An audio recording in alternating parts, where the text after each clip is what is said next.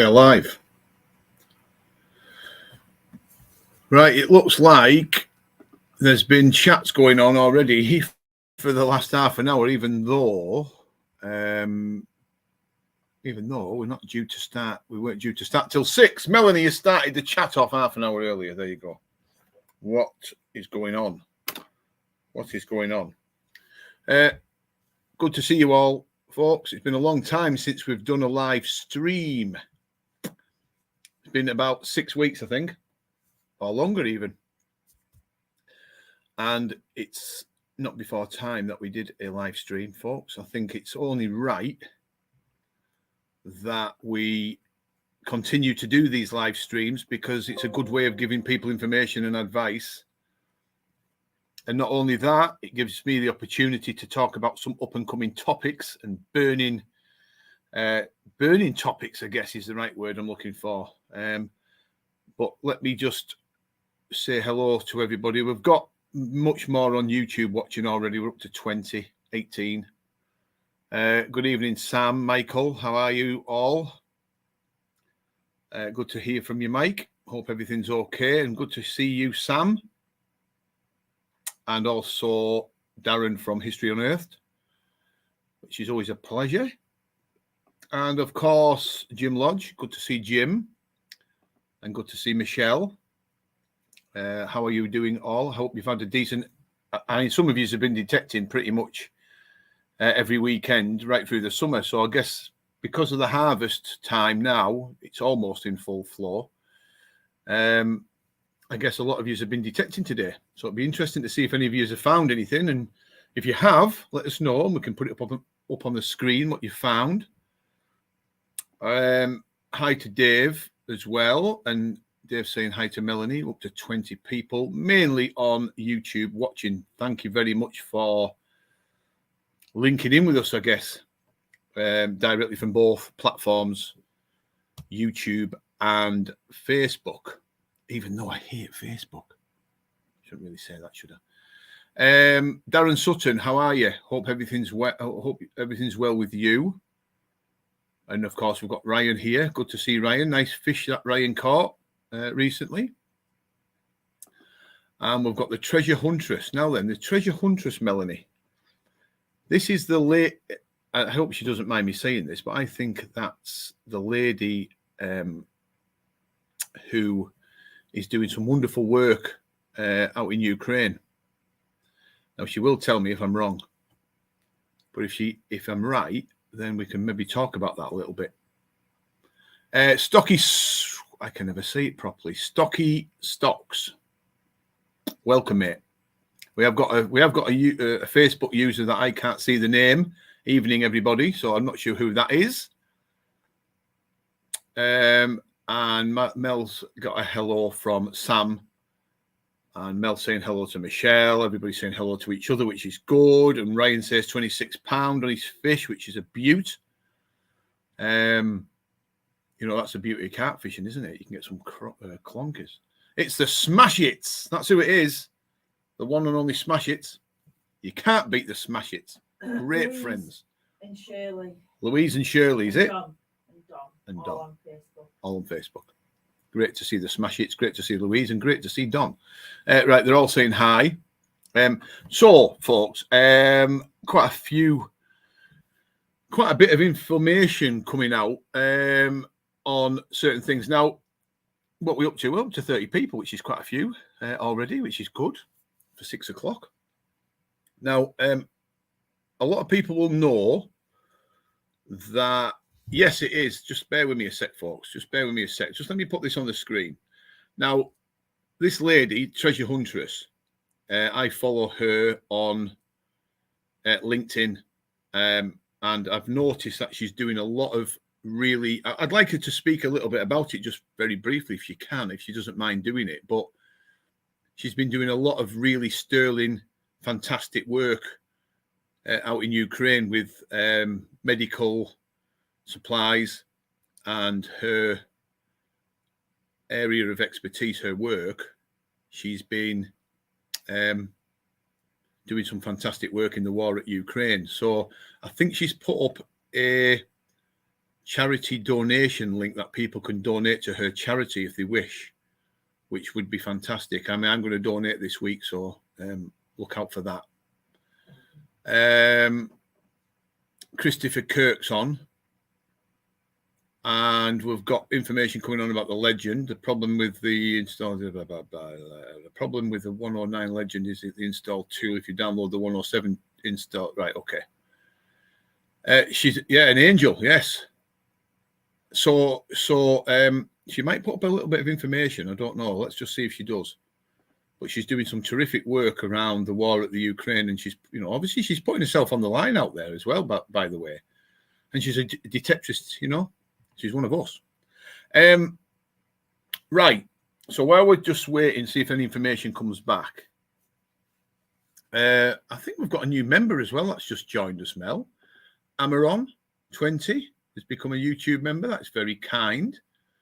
And it's probably worth me mentioning about the membership section of the YouTube channel a little bit later on in this live stream. So there you go. So I'm just going to put that back up. Saying well done to Treasure Huntress. And we've got Simon Ostel. Hello, Graham Housings. Hi, Simon. Hope you're well. And we've got Hey from Kev, Detective Kev, who I can do a brief. It's Jimmy Morse. Jimmy. Amaron 20, Jimmy Morse. Good to see you, Jim. And you're back into it after all those years. I remember detecting with you, Jimmy. Oh, God, it must have been 10 years ago.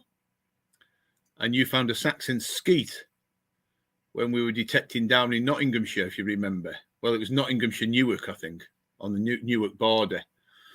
And you came along on that day, didn't you? And we had a bit of an event, a bit of a rally, and you found a Saxon skeet. So that's good. I remember them days, Jim.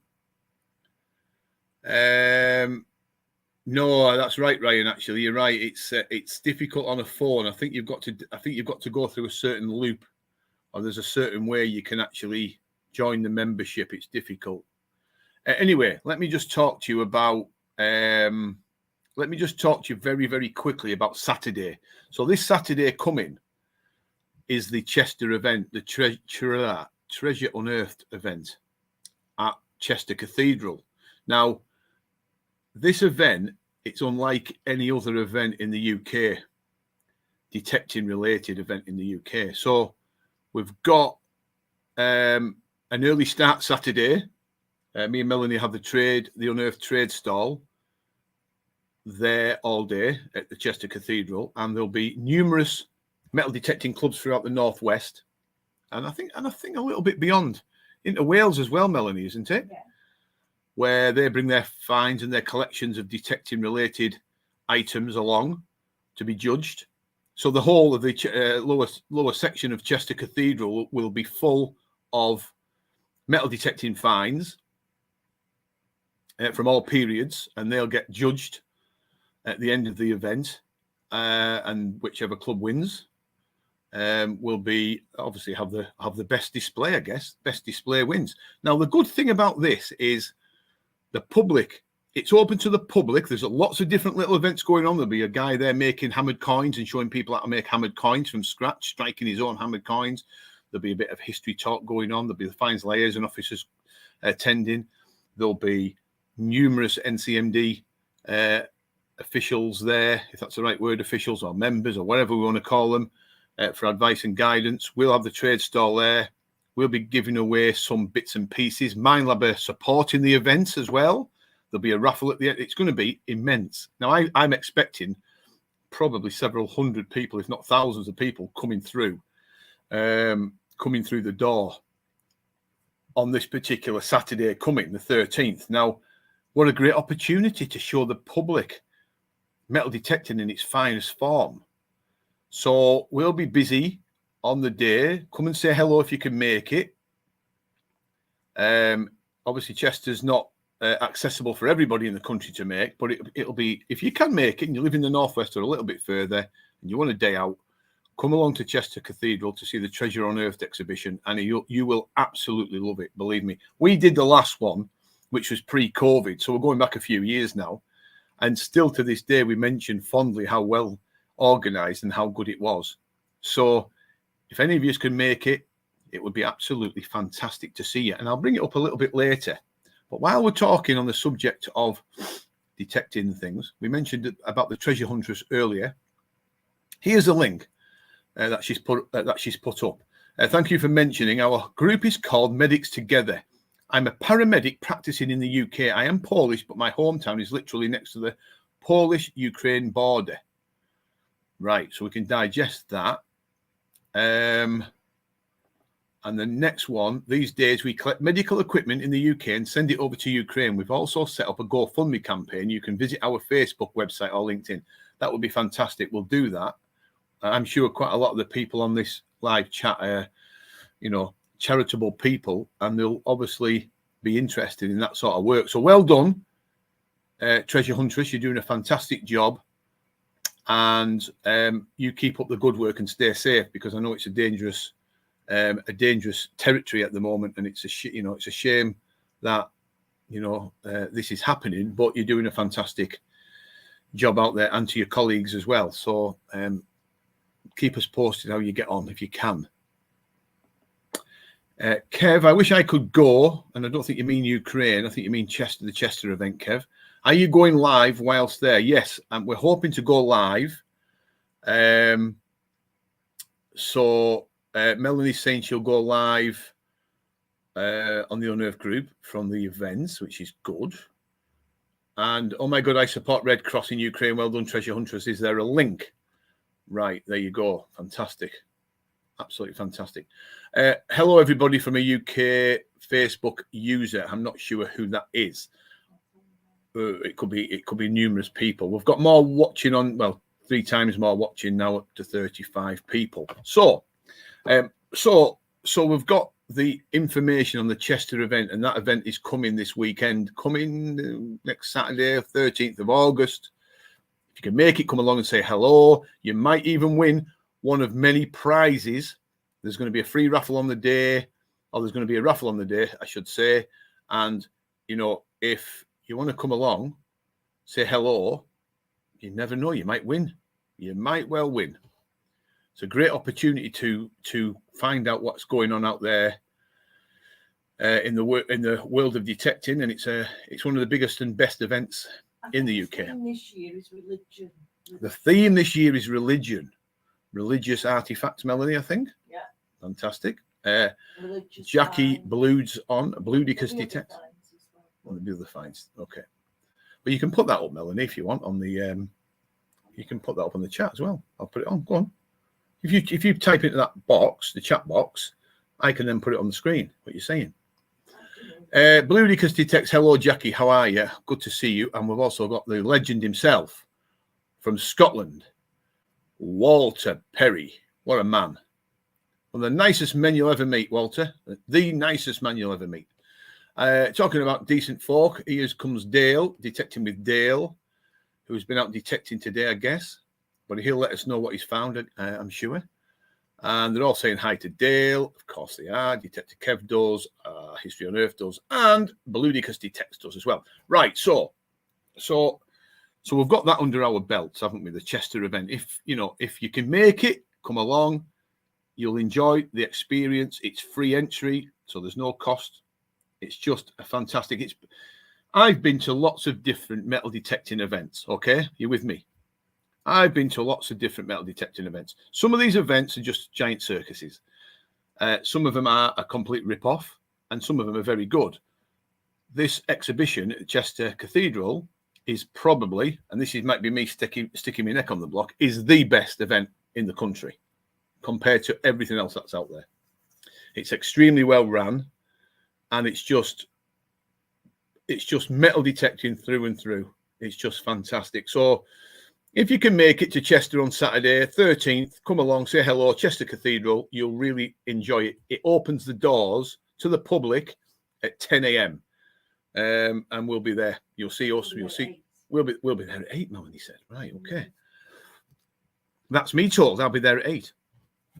So come along and say hello. Now then, here, let's have a look. We've got more people coming in. Ken Banks, hi Ken. Hope you're well, sir. Good to see you on here, Ken. We've got people saying hi to you, Ken, Bloodicus and Melanie. And also we've got Anita. Hope you have a great day, Chester. Sorry I can't make it. Work commitment gutted. That is a shame, Anita, because you out of most people would have really enjoyed this event. Yeah, just a little bit too far. I think it's probably let me see. It'd be a 4-hour journey for you, Dale. Chester, unfortunately. But you know, you can't expect to make it from East Anglia. Right. So there's that going on. Now, lots of people have been dropping me a message. I'm just reading some of the messages that I printed out earlier. So if I'm looking down, I'm not being rude. I'm looking down because I'm reading some of the messages that I've got on the paper in front of me. And lots of people are asking for information on the membership section of the YouTube channel. Now, this is something rather new, and it was something that we really didn't. Are you putting your hand up for a reason, Mel? I'm just stretching my arm. You're just stretching your arm, right? Okay. Melanie put a hand up and started waving it around, and I thought she was trying to get my attention, so I do apologise. Which is a bit weird, but there you go.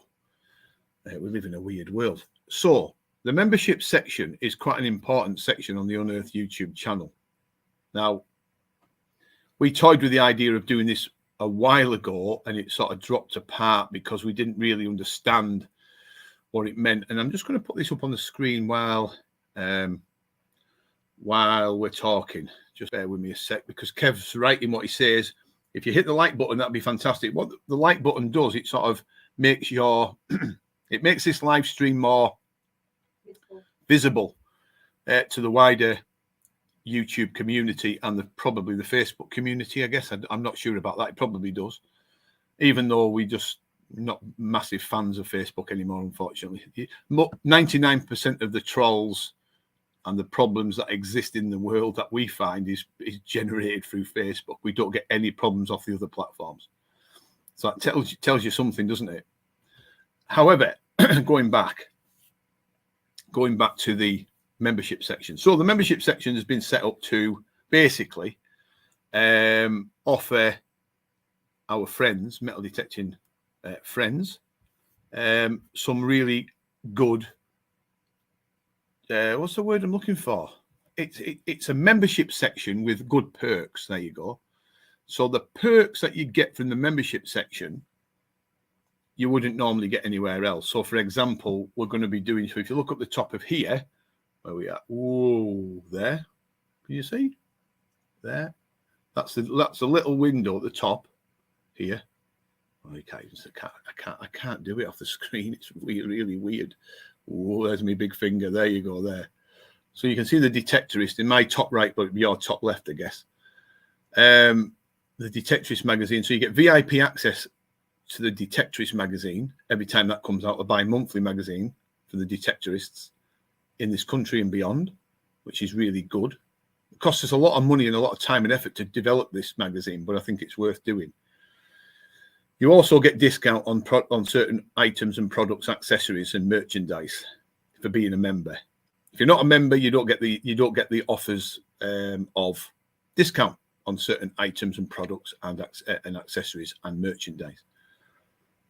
But you also get other perks. So you get live streams. You also get exclusive films dedicated to the members. So the members on here will know what I'm talking about when they see me posting up specific videos on certain subjects on the membership channel. It doesn't go to the wider YouTube community. It just purely goes on the membership section. That might be things about cleaning fines, identifying fines, gaining permission off landowners.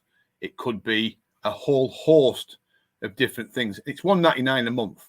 Now, the $1.99 a month, like History on Earth has just said, it's $1.99 a month. YouTube take a chunk of that $1.99. I think we're left with 99 pence. Doesn't bother me. I'm not bothered. We could put the price up, but I'm not out to say to people, you know, I want whatever we want. What we're going to set the cost at whatever price, and then people start thinking, well, hang on a minute, what's he trying to do? Is he trying to make money off the back of YouTube? It's not about that. It's about giving the members ownership of the membership section of the channel, and to offer you as members bloody good value for money. So you've already got VIP access to the magazine. You've also got discount on merch, accessories, and other items. You've also got specific membership videos only to you, exclusive to you as an individual or a member. But also, this is the big thing. I think it's the big thing. For the first time, it gives people the access to the Unearthed Organised Digs. Now, for the last, what we've been doing now, 7 or 8 years, we've never opened our Unearthed Organised Digs to anybody other than our customers. So the people that buy their metal detectors from us at Unearthed get the chance to come on the Unearthed Organised Digs. If you buy a metal detector off another dealer, I guess, another outlet or whatever, that's fine. That's, you know, everybody has their own ways of working and their own people. But we didn't give people access. If you bought your detector off whoever else and you try to get on the Unearthed Organised Digs, it didn't happen. And the reason is because the Unearthed Organised Digs were our way of saying thank you to the customers and friends that bought their detectors from us. So it was quite an exclusive thing. But for the first time, the membership section on here has allowed us to open it up for people to attend if they wish. So it's a good thing. It's a good thing. It's a good thing for people. You get loads and loads of perks, merchandise and perks. There you go. So that's what it's about. And there'll be other things coming on board that we're going to add to the membership section over the up and coming months. It's only been going for about a month or two. So it's only sort of in its embryonic stage. But I can see in the future it really growing to be a big thing. And I think it's a really good idea what YouTube are doing there, putting a membership section on the YouTube channel for people to join. However, I don't agree with them taking a big chunk of the money. So when you pay the $1.99 a month, don't think it's going into Unearthed. It's going into the YouTube's back pocket, most of it. But that's just the way it works. It's their system. I'm just going to go through some of these. Russell, first time here. Hi, Russell. How are you, sir? And Russell ordered the Tinker. All right, okay. And we sent him the other one until the Tinker came. Hi there. Did you pass the message to Graham? Talked in the shop chat, Melanie. What's that about? That's what I've just said. About the Tinker snakeskin. Yeah. Right. When the Tinker snakeskins come in, we can send one. I mean, he's already got one, hasn't he? Yeah. They're very similar in colours, Russell, anyway, to be fair. But yeah, we can sort that out for you. Hi there, Bloodicus from Russell. Michael says very good discount too. So you can see we can see now a theme developing with the membership section. Sorry, I'm getting sidetracked a little bit.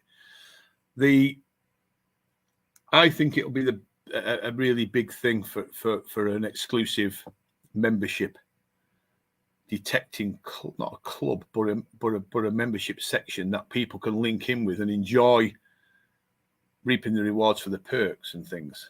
So that's a good thing. Michael, sorry, Amaron, that's Jimmy. I think I'm right, Jim. How's the Vanquish perform? I'm still using the F19. I see you have them. Yes, I mean, I've been using, I don't know if you watch our YouTube channel much, Jim, but I've been using I've been using the Minelab Vanquish periodically on some pasture that I've been doing to death actually with other machines. It's not a massive patch. And what surprised me about using the Vanquish was, even though the Vanquish 440, for example, is a relatively cheap detector at under 300 quid, but because it's multi-frequency and it's got some really nice features, its performance levels are right up there. So as a pasture machine, I'm really sort of pleased with the depth capabilities and the tones, the lightness of it, the balance, everything's right. It's probably the best metal detector for under 300 quid on the market, me personally, as an all-rounder, because you can use it on the wet sand, you can use it on the beaches, you can use it on the pasture.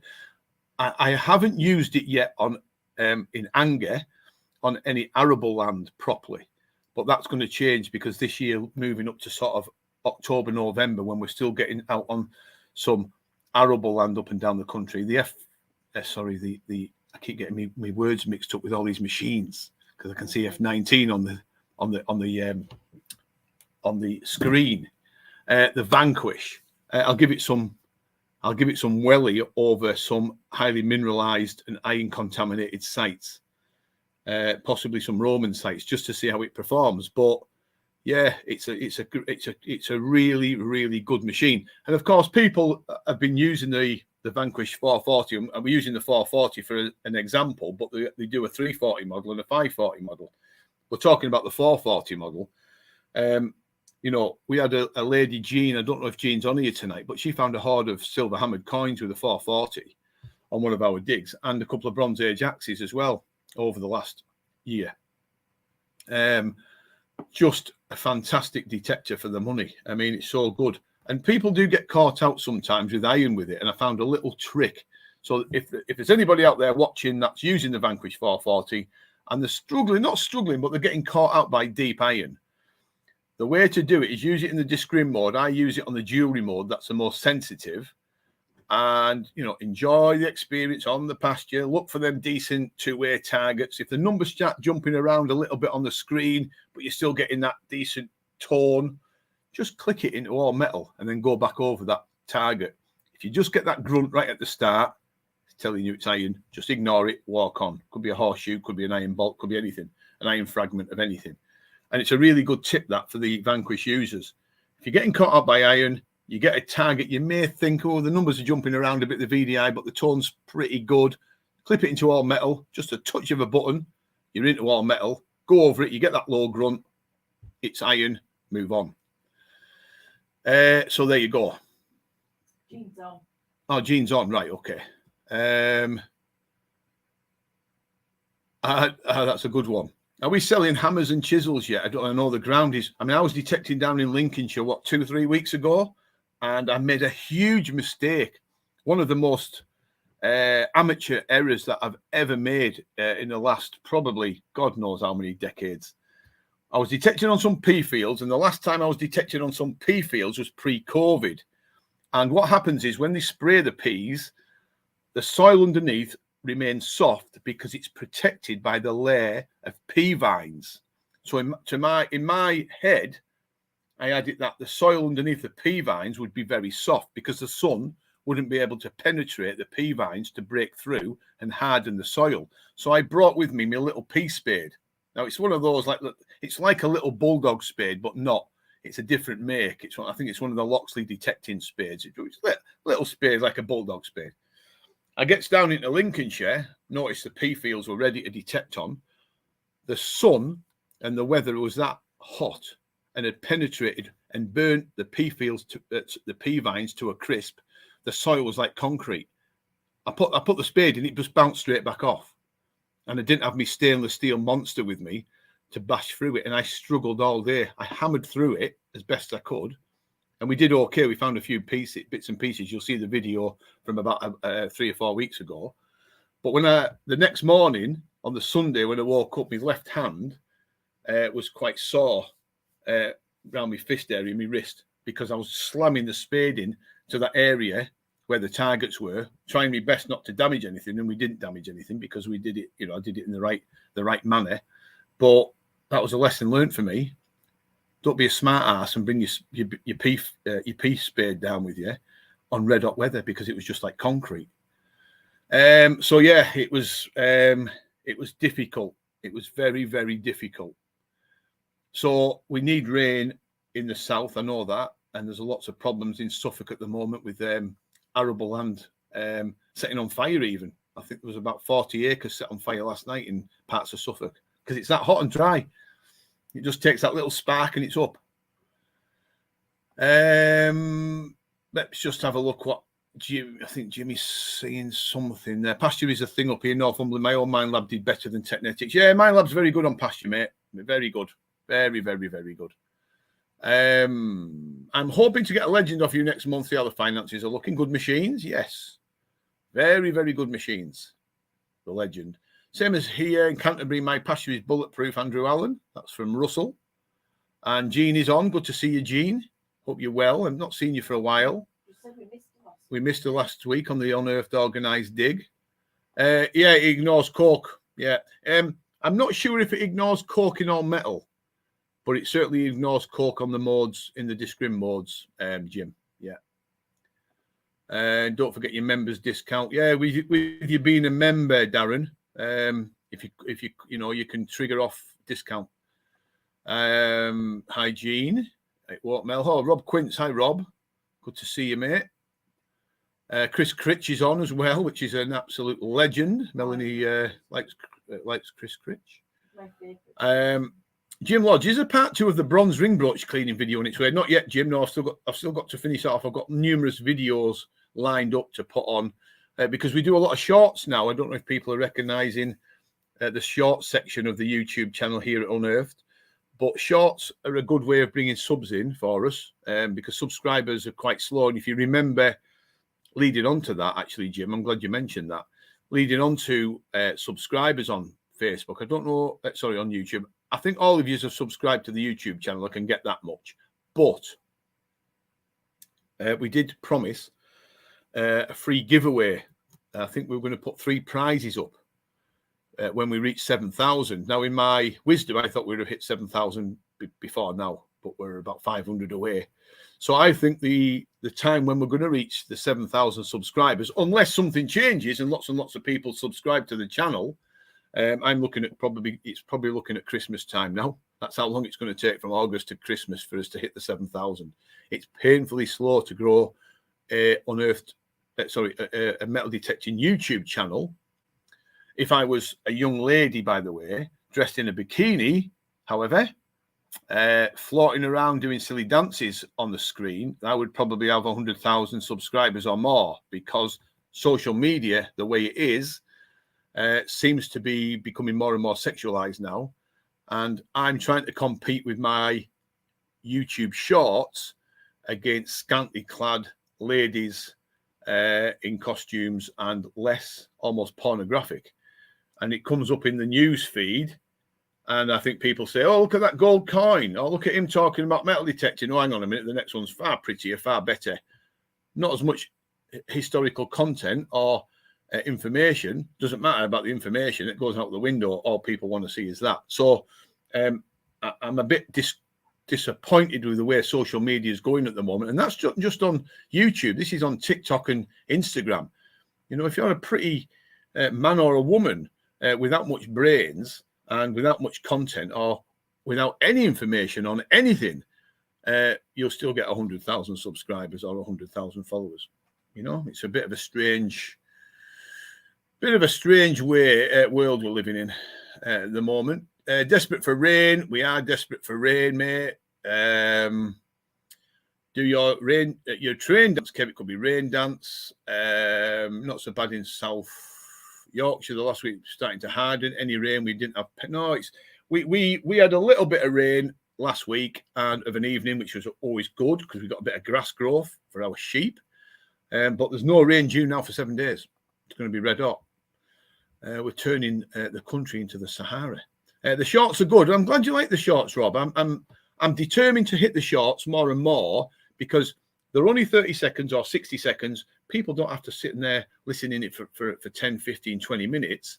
But it also drops people's attention span, just like TikTok does. Because if you look at TikTok, all the youngsters are on TikTok. It's 30 seconds, 60 seconds. What's up, Mel? I was stretching me. Will you stop putting your hand up and waving your hand in front of me? I'm stretching me other hand. YouTube subs have slowed down thanks to TikTok. I agree. Yeah. It's a crazy situation. It's an absolute crazy situation. It is. I think TikTok's changed the dynamics of it all. So the Cumbrian Detectress is having a bit of a laugh, which is good. Please don't dress in a bikini. No, you just definitely don't want to see me in a bikini. You definitely don't want to see me in a bikini, if you can help it. If I can help it. Now that would be desperate, wouldn't it? And and I'm getting a bit of stick now because people say mankini,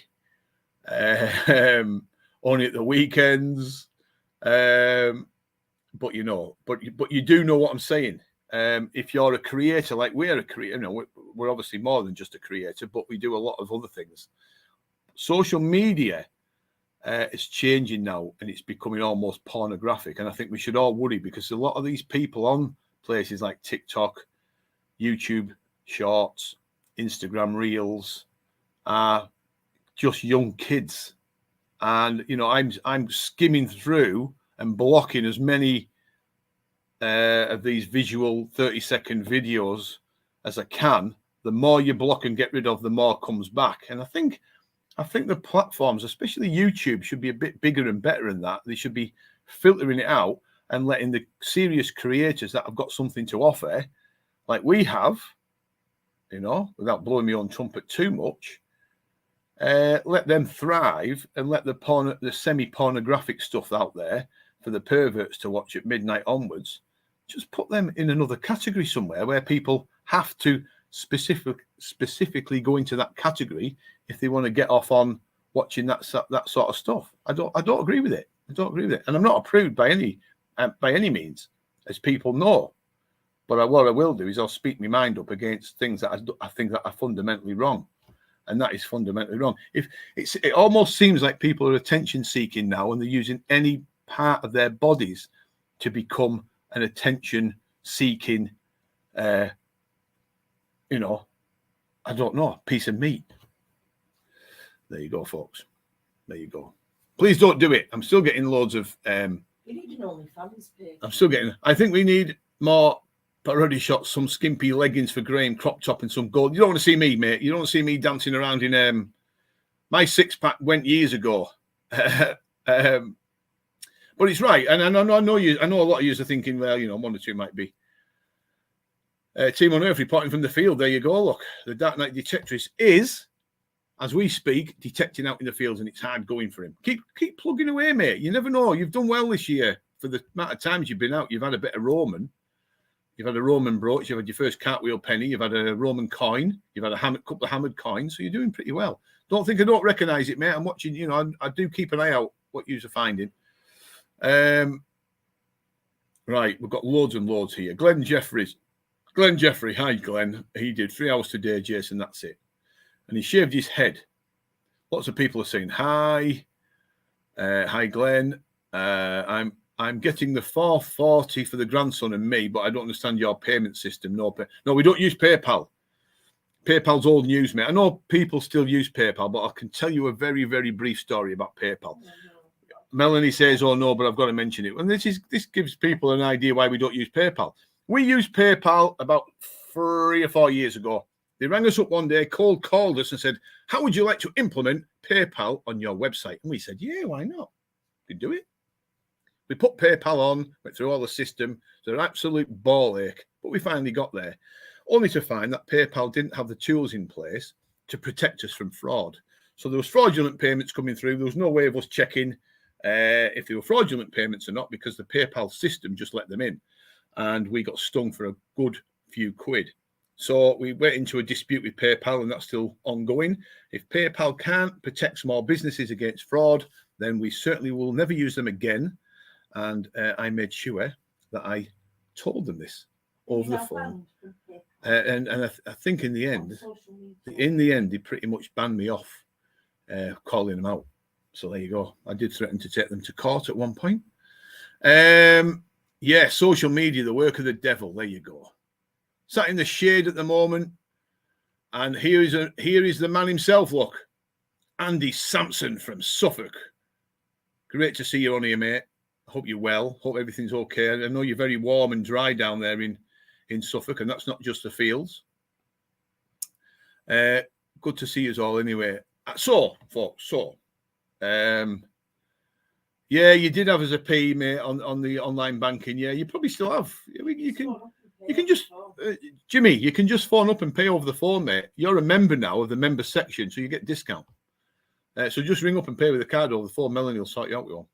And it saves you paying the website prices. You'll get a bit of discount for being a YouTube member on the membership section. Happy days. Right. So. What's my thoughts? Just let me read this out.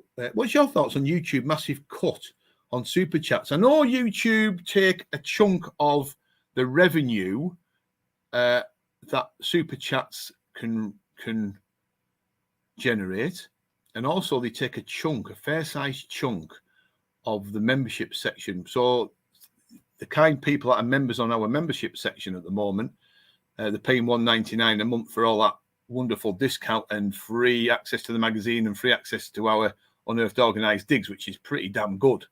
I must be going soft in my old age, but there you go. YouTube take a pretty chunky, healthy cut from that money, which I think is wrong. And they also tax now, the US government tax you to bits. So YouTube isn't really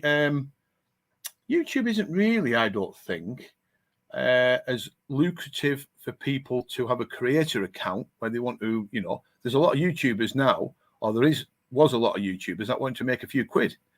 And a lot of people, I know these people, make their living out of YouTube. If you've got 100,000, 200,000 subscribers, you can make a healthy living out of YouTube per month. We're never going to do that. We're a small channel. We try to get people to subscribe to it, to give information, advice and guidance on metal detecting and other related subjects. You try growing a YouTube channel around metal detecting in the UK, pretty difficult, unless you're full of crap and just bury fines, like some of them do. Melanie, put your hand up. No, Melanie's not putting a hand up. So we've got. Just let me see. Very dry. Field. Yeah, John French told me there was a field fire today or last night in Suffolk. 40 acres of wheat went up, which is a lot. Which is, we need wheat at the moment, don't we? Malk Sut's on. Good to see Malk. Anyway, so folks, some of you may know that attended the Unearthed YouTube. No, I keep getting my words mixed up today, Mel. Stop looking for attention, somebody just said, Mel. I'm going to put that up. Too right. She is putting her hand up all the time in front of me, waving it. And I'm getting distracted. I'm not waving it, I'm stretching it. Whatever. Anyway, so some of you attendees on the Unearthed Organised Dig last week would have noticed that Channel 5 were there filming with us. So if most of you watched the last video, the last long content video, not the shorts, the film that we put out a few days ago, on the start of the film, you will see the film crews there filming and recording the day and the events and everything else. And I think a lot of people are asking me, I've got a list of questions in front of me that people have been firing over via social media and email, asking what that was about. So I can't give too many details out at the moment regarding what's going on. But I can say there's going to be a detecting series starting pretty soon on Channel 5. And when I say pretty soon, I mean pretty soon. I'm talking this month. And we were lucky enough and blessed enough for the film crew that are filming it for Channel 5 came along for the first time. I think we kicked it off. The first set of filming was the Unearthed Organised Dig. So it was a very enjoyable day, and I do apologise to people if I didn't really come along and say hello too much on the day because I was away filming with the cameras. It was a long day, 8:30 in the morning, pretty much till 4 o'clock in the afternoon. So, let's not kid ourselves that it's a walk in the park, because it's anything but a walk in the park. If a camera's stuck out in front of you and you're asked to do some specific things, it can be quite difficult. But I think, putting my neck on the block, I think it'll be a damn good detecting series, this. And people like Andrew Allen, who's excited for it, let me just see. I think you'll enjoy this series. Now, it's not for everybody watching metal detecting related TV shows. And, you get a lot of trolls out there saying, oh, God, not this again. It's just the way human nature is and the way people are.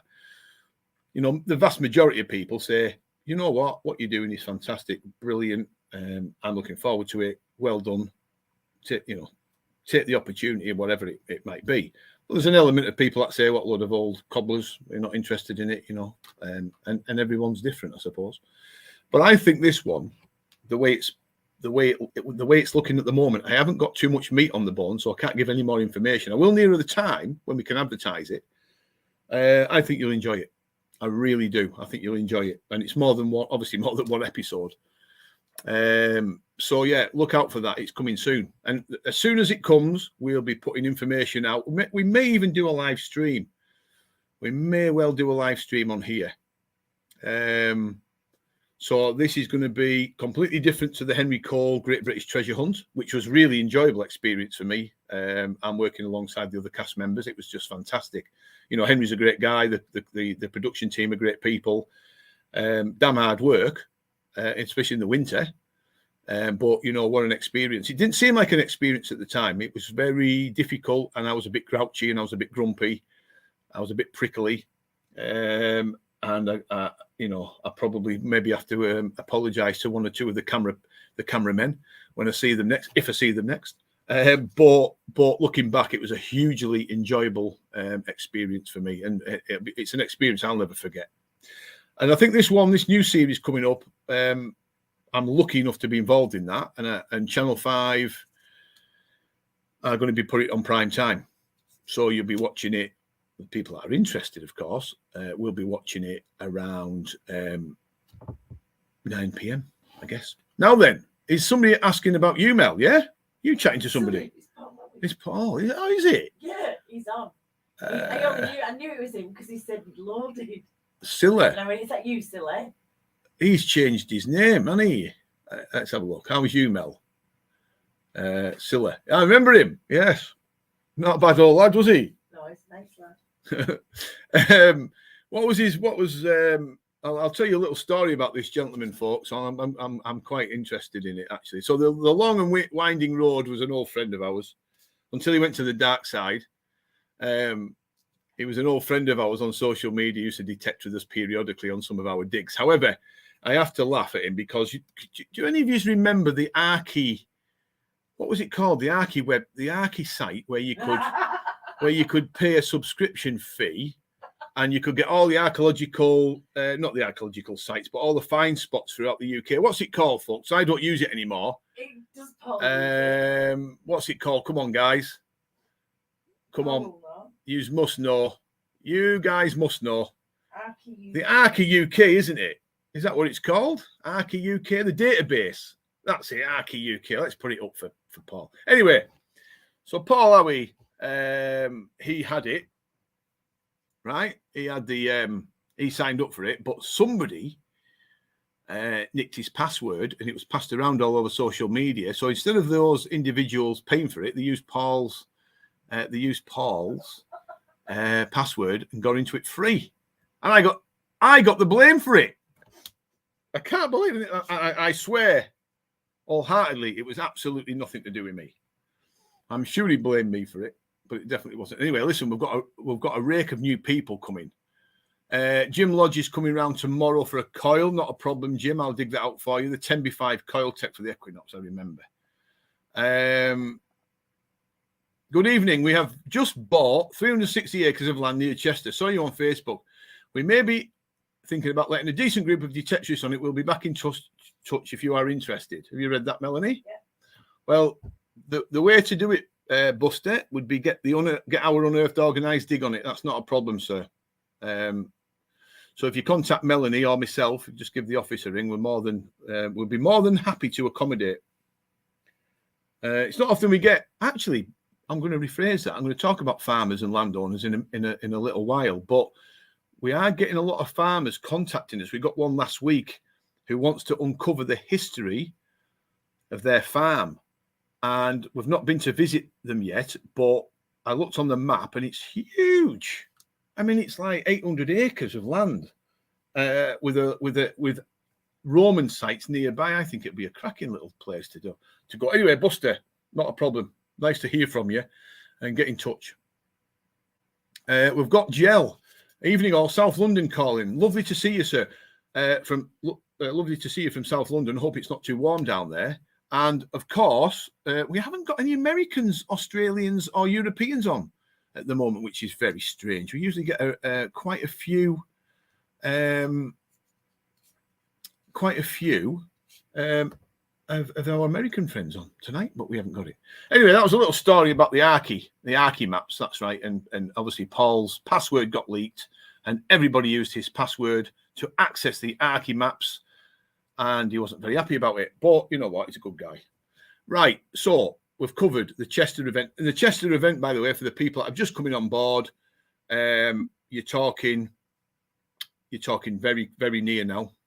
That's Paul if he's going. Next Saturday. Paul, if you want to come along, mate, get yourself there. I think you'll enjoy it. It's only down the road from you. And Chester's pretty accessible for people south and north of that city as well. I think it's pretty good to get into. I think it takes us about 2 hours to get there, but we'll set off early enough. 2.5 hours. Chester, well, we've got loads of people jumping back history on Earth, jumping back. I started to catalogue my farms. Gel, cool 24 degrees. Yeah, it's warm. It's warm up here. It's about 25, 26 degrees in the heat now. Well, this afternoon. Try to come back in a bit. His phone's interfering with his Equinox. Right, okay, mate, no problem. There it is. Look, Chester, you're on about Mel. Myself, what's Chester? See you at Chester. Chris Kirk's coming to Chester. That's good to know. Are you coming with a group of people, Chris, or are you coming on your own? And also, any midweek digs? Yes, we have got midweek digs. Melanie and myself sat down. We sat down earlier last week to talk about the midweek digs, and there was enough people that showed an interest in us doing a Wednesday dig. And I think the Wednesday digs in the future will be a good thing. Smaller groups of people, not necessarily on hundreds and hundreds of acres, but maybe we could put 15 people on 50 acres or whatever it might be, because we've got some smaller farms that really do need searching. I could do them myself privately with me and Gaz and Jimmy and a few more if we wish. But I think it's I think the idea of putting smaller midweek group digs on would be a good thing. So yeah, that's going to come, Jim. Mark Sutt. Be nice for Buster to pop along to the Chester event exhibition for a chat. Yeah, Buster, come along to the Chester event, Chester Cathedral, 10 a.m. this Saturday, 13th. It's the metal detecting event, the Treasure on Earth exhibition, isn't it, Mel? Is that the word of it's called? Yeah. I keep getting mixed up with the wording of it, but that's not unusual for me. And that's the celebration of metal detecting finds, and there'll be lots and lots of things going on throughout the day. Do you ever have anything down this way? No, we don't. Do you know what? If I was a young man, say my 20s or my 30s, I would probably look at doing some specific unearthed organised digs in other counties. But we're not commercial, so we don't go into commercial rallies for obvious reasons. And the logistics around doing rallies that are far away, so we have to visit the land first. We've got to check it for green waste and boundaries and acreage and everything else. And then you've got to keep in touch with the landowner periodically to make sure the land's available at that particular date when you do it. Now, if it's not on your doorstep, the logistics are too difficult unless you've got somebody down there giving you a hand. So we don't do, we have done them in other counties in the past, but it's too difficult.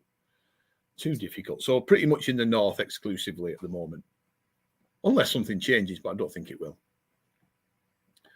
The Chester event, you came last one town hall, your little assets this coming Saturday at the cathedral. He's going to come along and say hello, which is good. It's in the centre. It's in the centre of the Chester Cathedral's pretty much in the centre, I think. Near the town hall, where the town hall was, I'm sure. Yeah, it's quite near. Picking up James Black and Ryan, that's good. You'll enjoy it. Do you know what? You'll all enjoy the day. It'll be a good crack. I mean, we're going to be pretty busy, but we will have a crack with everybody when we can. Where is the address for it, Mel? I think it's just in the middle. It's at Chester. It's one cathedral. Yeah, it's at Chester Cathedral. So if you get to the spire, I don't even know if it's got a spire, but if you head to Chester Cathedral, that's where it's going to be at 10 a.m. Okay, thanks, Mel. And I got a thanks off him, so that's not a bad thing. I'll just have to enjoy the videos or venture out. Yeah, you're more than welcome to come up here, mate. Andrew, more than welcome, mate. We've had some cracking digs. It's a bit hit and miss at the moment, actually, on our unearthed organised digs, but we've got some pretty good land in the pipeline, and it's always difficult to keep on a. We had a purple patch for about 2 years, and there was just loads of stuff and loads of material coming up. Roman, Bronze Age, Iron Age, hammered coins, you name it, hoards. And we've just come off the plateau a little bit, searching some of the new farmers recently. But I think by the time autumn, winter comes, we'll be back on the gear. And there you go, cheeky sod. Who's he saying cheeky sod to? Me? Yeah, he is.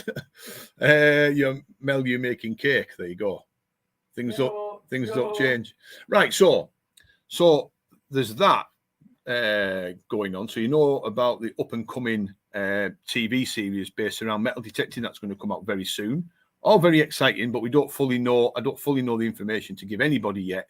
It's all a little bit under the radar, which is good. Something exciting to look forward to. The Chester event you know about.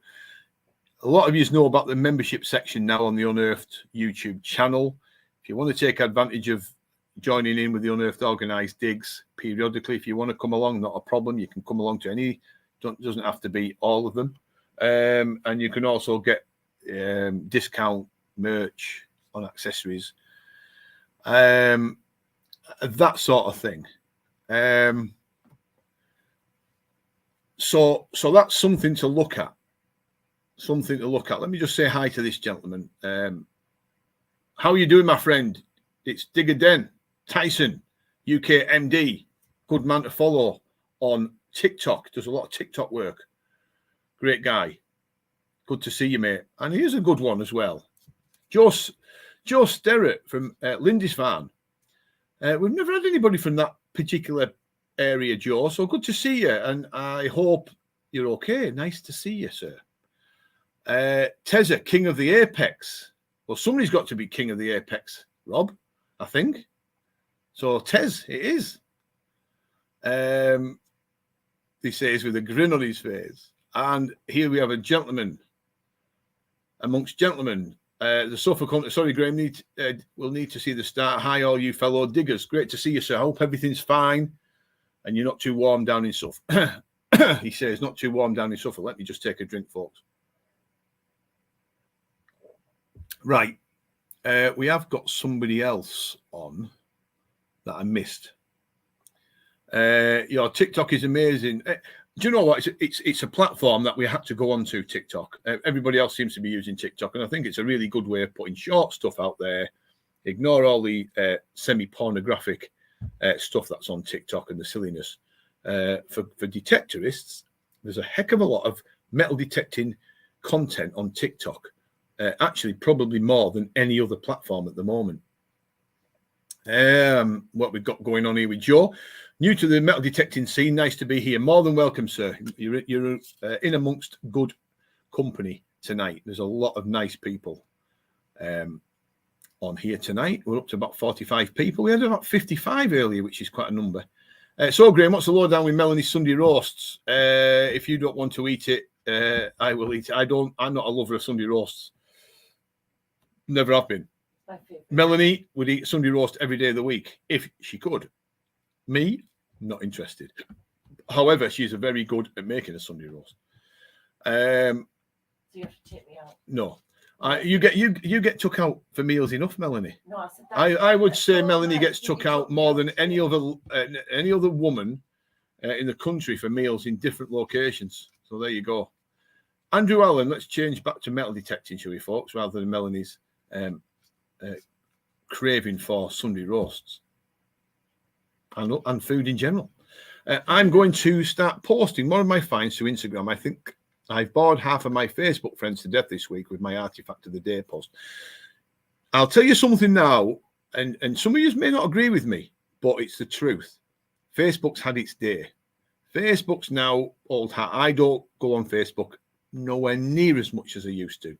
It's a toxic place. I mean, even today, right? Even today, I posted up a YouTube short just talking about, for me, metal detecting is all about the history. If I find something worth a lot of money and I've got to split it with a landowner, that's fair enough. But overall, metal detecting for me is all about the history. And it's all about the history because that's what got me into it in the first place. But you'd be surprised how many people are in it for the money. They come into the hobby, they want to make a few quid. And we had a guy on Facebook winding the post up this morning saying,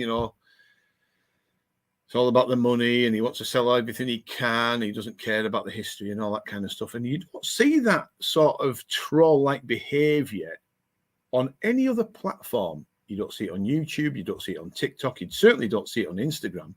But you see it on Facebook. There's a particular sort of person that lurks around on Facebook.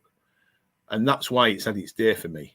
I think you're best off. I think all you guys on here, that you men and women on here that really do enjoy putting stuff out on social media, detecting related stuff, look at the other platforms, look at TikTok, look at YouTube, look at Instagram, even though Instagram's owned by Facebook, I think, because Facebook's pretty much had it. It's a toxic place. They want paying for everything that you post. If I post something on my Facebook page, it doesn't go out to many people. The reach is really restricted because Facebook want paying for it. They want paying. They want me to pay for them to put that particular post out to the wider domain. It's absolutely ridiculous. I ain't paying for something that you can post up free, and it probably doesn't meet the right audience anyway. It might reach a load of people in Indonesia or somewhere. So I'm not a lover of Facebook anymore. I fell out of love with it a long time ago. It's a toxic place. There's far better platforms out there. And I seriously do think it's had its day. So I think Andrew Allen is right in saying I think you should look carefully at using Instagram for your post. You'll get a lot more interaction on Instagram, but you'll also get less hassle. And life's all about less hassle. I've just got a MyLab 3030, so I'm ready to learn. Bit heavier. They're a heavy machine, and they're an old machine, Joe. I'm not saying they're not a good machine, but they've been out a long time now. The 3030. I think MyLab will be probably looking at bringing a replacement out for the CTX at some point, I should imagine. But you enjoy it. You'll still find lots of things with it. You'll still find lots and lots of things with it, Joe. Facebook plus toxic. Well said. I've stopped using it because of the stance on bullying. It's just, I like my chance to just give a little bit of a rant out every now and then, as some of you people know, and I don't mind admitting that. But I'll give you an example about Facebook. So Facebook are quite, if you say something that is slightly controversial, then TikTok will shadow ban you. Even though Melanie mentioned about something that had happened, I'll give Melanie as an example. She mentioned something recently about a horrific act here in the local town a couple of weeks ago. And Melanie said, if I got my hands on that particular person that did that particular thing to that particular young lady, I would throttle him. Now, she used the word throttle. And because she used the word throttle, Melanie got banned for 27 days. And then shadow banned. And now she's shadow banned for a further 27 days, and her account has been restricted for just using the word throttle.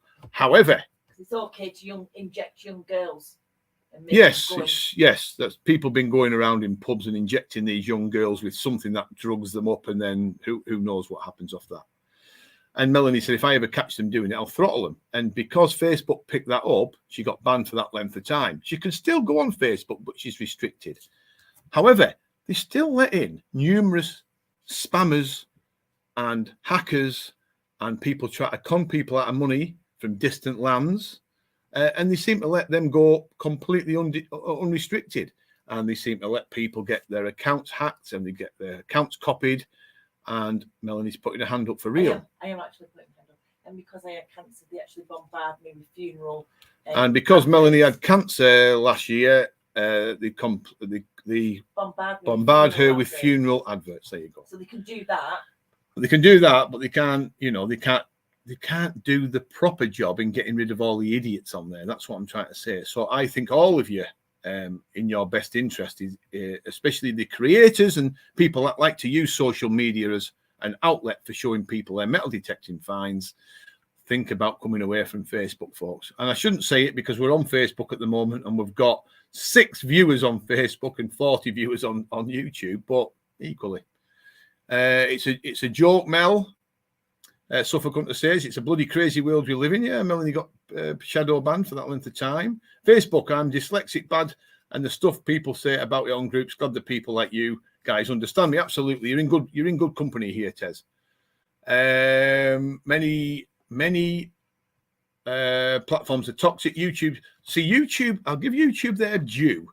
If anybody comes on the YouTube channel, we had a guy middle of the night, I think it was last week, who come on and spouted a load of abuse on one of my videos, which is quite humorous. However, I read it about 6 o'clock in the morning as I was sort of rising out of bed, and then by 7 o'clock it had gone. So YouTube do a really good job in getting rid of the stuff.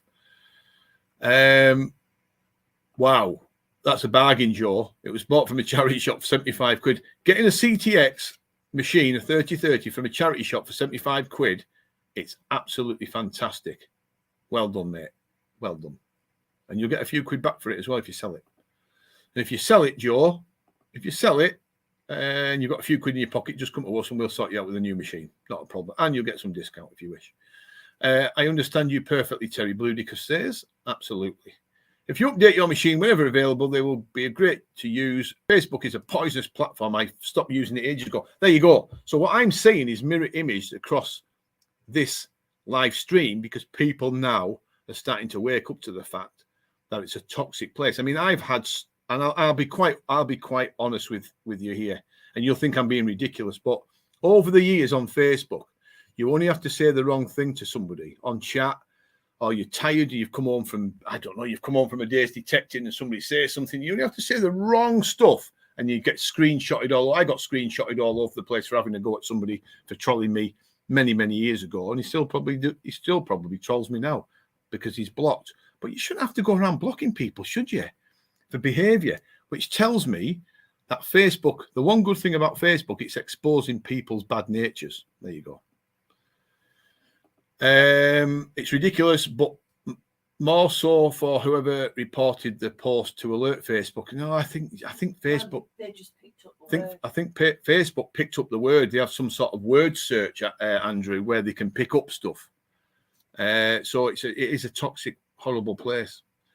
Treasure Huntress, it's good advice for Medics Together campaign, Graham. I know it is a little bit different subject, but we also get loads of hate and troll comments for helping Ukraine. No, I can imagine. You know, the world's pretty much split now, isn't it? You get the there's no real, in my eyes, there's no real movement in one direction anymore. You know, everything's going sort of, that way. There's left, right splits. There's no down the middle anymore. You know, if you don't support this particular campaign at the moment, then you're seen as being racist. Or if you're not racist about one thing, you're racist about something else. Or you don't support this particular campaign because you don't agree with this. It's just the world is completely split. It's completely split, and I don't know who's to blame for it. But it's like almost like a divide and conquer situation going on. It's ridiculous. The one good thing we've got going as a group is detectorists usually stick together. There's a lot of morons in the hobby, of course, but the vast majority of people that detect are like-minded people, and they understand each other. I understand all you people because you love the hobby. It's as simple as that. We've got loads of comments coming through, folks. I'm really going to have to get. Are you on about Facebook and the metaverse? Yeah, no, it's not a good place, Kev. It's not a place I enjoy being anymore. You know what I mean? Over the years, we've had admin that has worked on our Facebook groups, and they go sour. And I just think, they don't. I don't think they understand that we're busy people. I think people lurk around on Facebook late at night after a few drinks, and then they just spout a load of abuse out. But then I think they turn the Facebook off and go to sleep and forget what they've just said. And then everybody wakes up in the morning and goes, "Wow, did they really mean that?" You've got to be careful with it.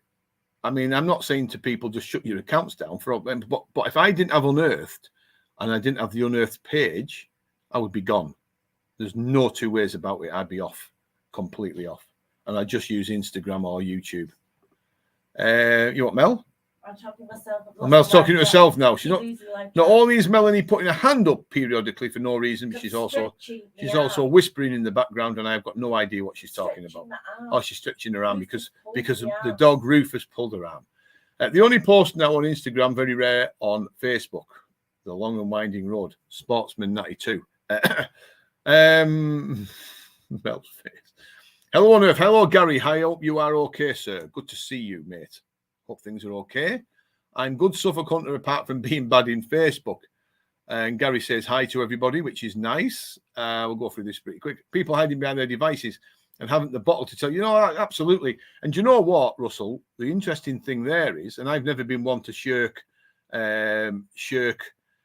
speaking to anybody face to face. I got the chance once to speak to somebody face to face that trolled me on Facebook and trolled Unearthed, which was a rather interesting.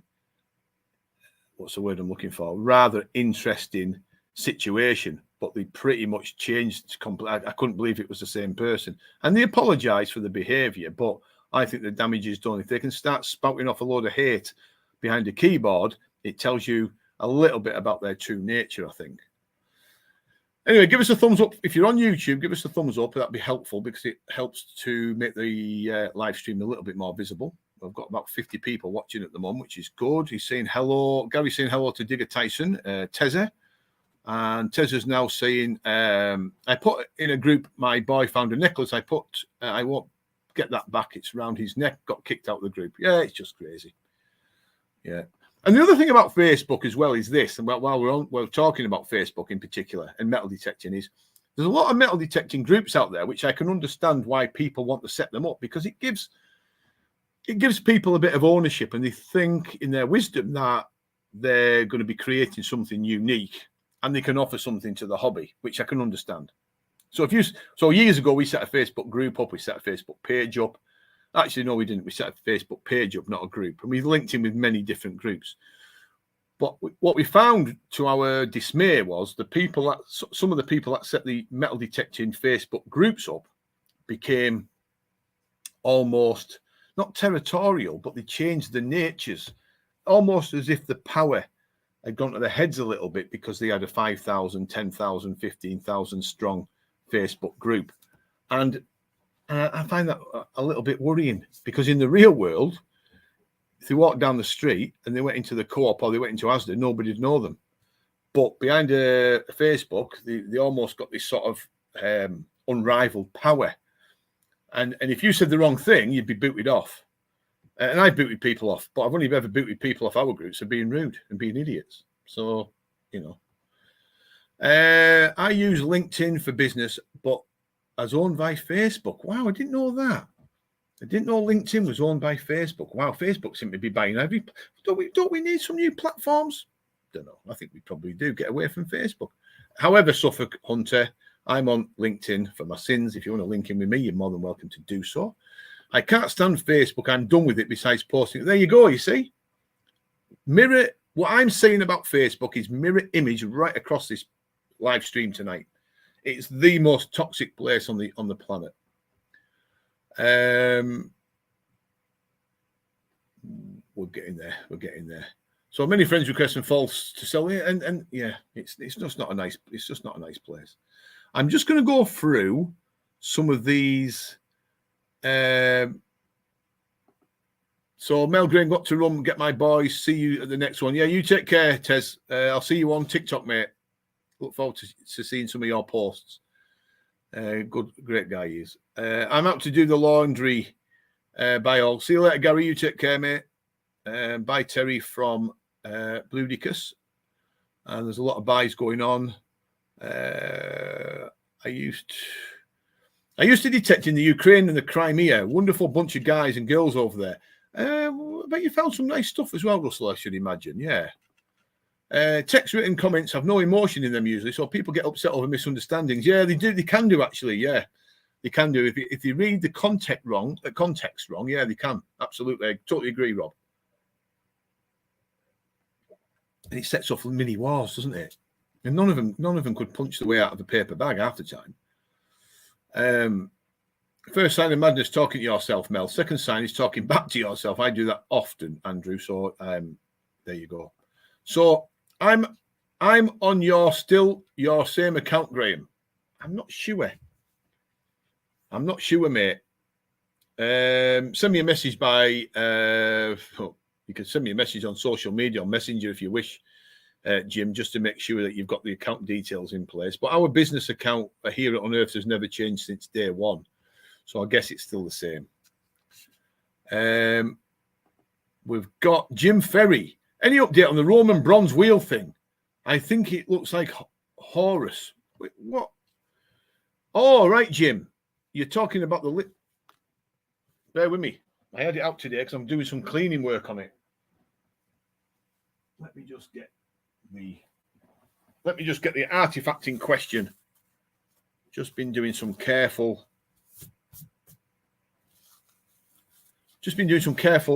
work on it. Just hold that right. Yeah, the Lynch Pin. Now, what's interesting about this Lynch Pin, it's revealing more and more detail. So you can actually see here. I can actually go through its beak now. And that's a seed in its beak here. That's its seed. That's holding its seed, which represents something. I can't remember exactly now what it is. It's the seed of juniper. The seed of juniper or Jupiter. Jupiter. Fertility. Seed of fertility. Now, what's interesting about this object? I mean, it's probably one of the most interesting bronze objects that you'll ever see. I think it is anyway. What's interesting about it? Can you see these wear marks here? We need to determine both sides have got them. Wear marks here. So that's been wearing against something on either side of its wings. There, look. The camera isn't. But you can see the ring and dot detail coming now. And the ring and dot detail now on this wonderful artifact is now the best it's ever been.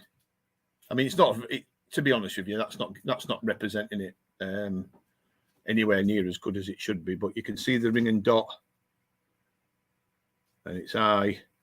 The biggest problem I've got with this artifact now is the iron shaft, to preserve the iron shaft. There's somebody out here wandering around, Mel. Just in that window, if you have a look. Oh, you're eating a chunky Kit Kat. Somebody walking around looking through the window outside. And I said, you might want to go and see who that is, Melanie. And she said, I'm eating a chunky Kit Kat. So Melanie's eating a chunky Kit Kat while there's somebody wandering around. It looks like a tourist. It could well be a tourist. So there you go. It's definitely a Lynch Pin, Jim, from a rather large chariot or a cart, an elaborate cart of that Iron Age Romano British period. So let's just move. 10 Bob Millionaires, Andrew Allen says, yes, I agree.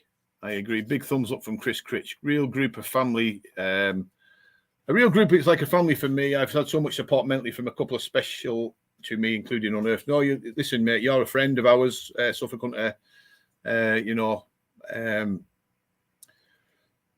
You sneeze, we catch a cold sort of thing. And we've got Malk. My group, the Band of Brothers, is a closed group and only VIPs are allowed. And guess what? We never have a problem because if there is, they know they're gone. Well done, Malk. You tell them. Get on Telegram and Gab Social, says Kev. I'm about to pay for a detector now, says Amaron 20. That's Jim.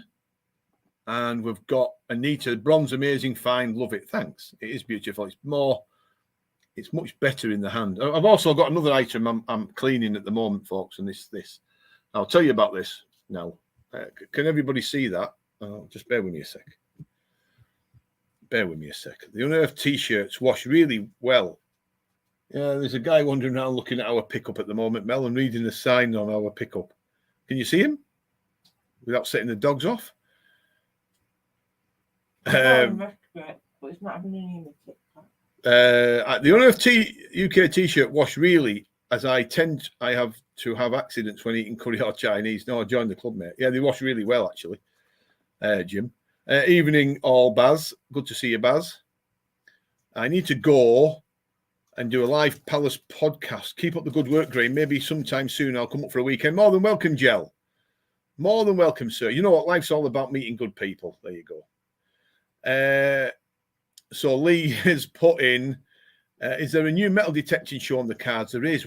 I'm gonna recap for the people that I've just caught up now because I know you guys have probably missed quite a lot of stuff. Sending Mel to go in and fill the intruder in. I suppose it's like if you hear a noise in the night downstairs, you send the missus down first. I know many people that have done that. One of my friends, I'm not going to mention who it is because he might be on here watching, but I remember him telling me that he heard a noise in his kitchen one night and he sent his missus down and it was the cat. There you go. But you see, Melanie's much more formidable than me. I don't know who it is. There's somebody wandering around outside anyway. I can see him staring. Now, if it's a customer at 19:20 at night, that's a bit ridiculous on a Sunday. It won't be. Anyway, folks, you can see that. And that's, believe me, that's heavy. That's a heavy bronze Roman plumb bob. You can just see, if Kev's still on, Kev would quite like this, but you can just see that hole there. It's still got remains of the twine in it. Right? So there's a story about this. And the story goes like this. Years and years ago, I was detecting in Cumbria, on the west side of Cumbria, where the Hadrian's Wall ran. Hadrian's Wall in this particular area isn't there anymore. Parts of Hadrian's Wall. Just have a look on the screen what I've put up, Mel. Mel, I'm sending you to go and get the intruder. I know.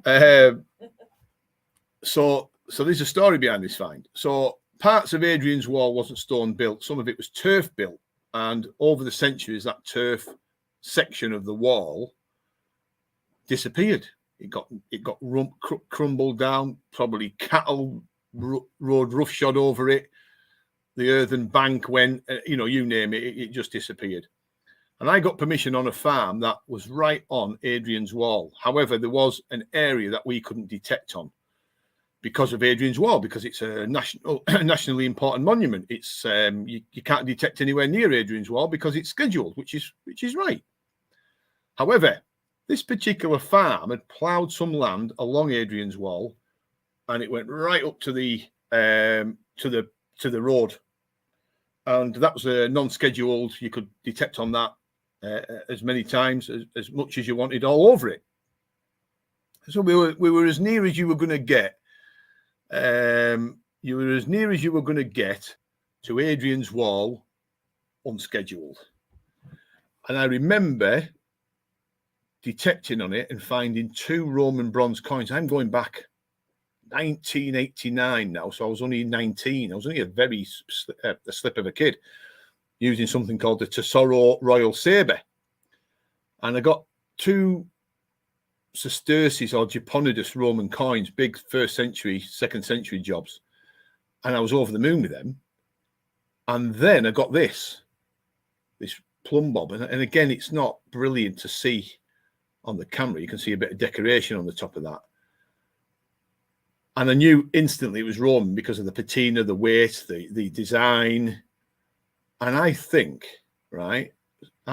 this plumb bob would have been used by the first engineers of the wall. So the people that built the wall, because the Romans were clever people, they had the engineers that worked alongside the wall builders to make sure everything was going according to plan. And they used the plumb bobs. They would have used an everyday item like a plumb bob to get that wall right, or that section of the wall right. And I think, sticking my neck on the block, and it sounds a little bit fanciful, but that plumb bob was probably used by one of the first Roman engineers along Hadrian's Wall before Hadrian came into Britain to look at his work. So you're talking probably early second century job. And it just amazes me to think that was used by one of the Roman engineers along the wall. Absolutely fabulous.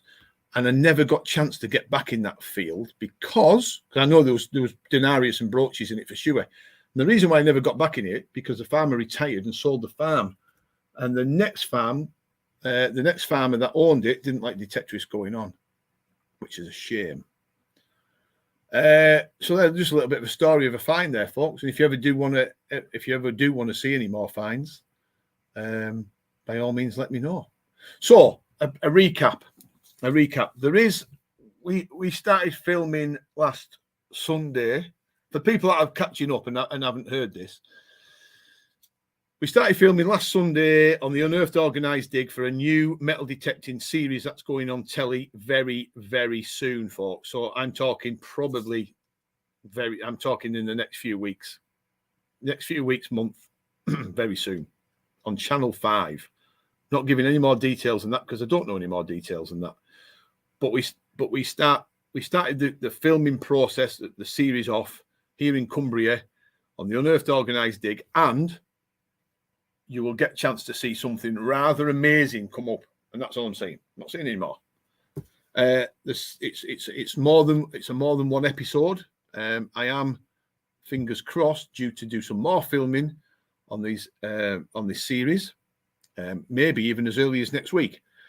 But in a fortnight's time, in different locations. So look out for that. I'll put much more information about this new and exciting metal detecting series that's coming on television soon. And we've also got we'll put lots of information out there on social media about it so people are aware of what's coming. I think it's going to be a great series based around metal detecting. Just remember, it's not a copy. It's nothing to do with Henry Cole's Great British Treasure Hunt that I was lucky enough to feature in earlier this year, which was brilliant.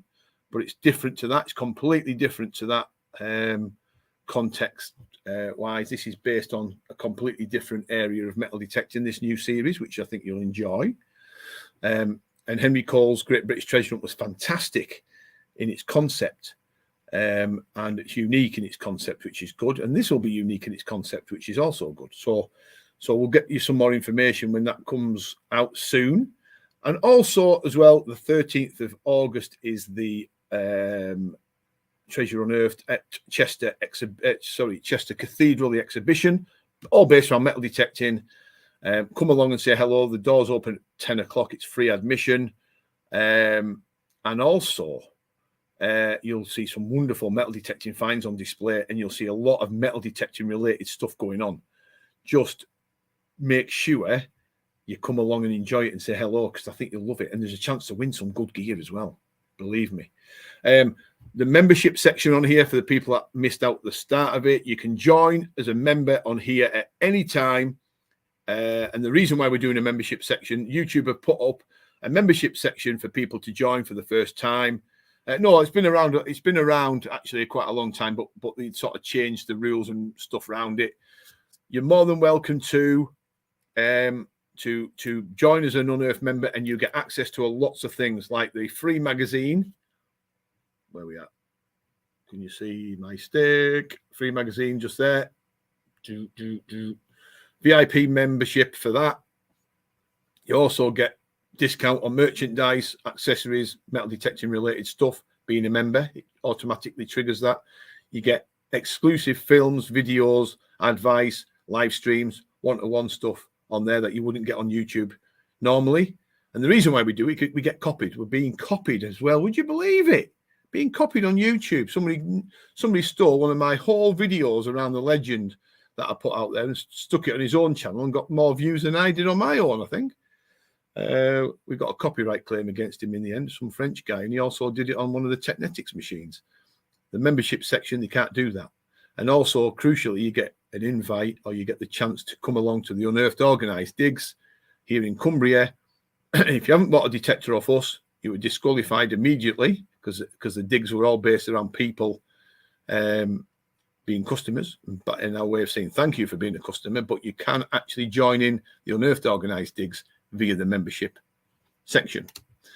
So there you go. I've always been against people buying metal detectors of other companies and then thinking they can come on the Unearthed Digs, It doesn't work like that.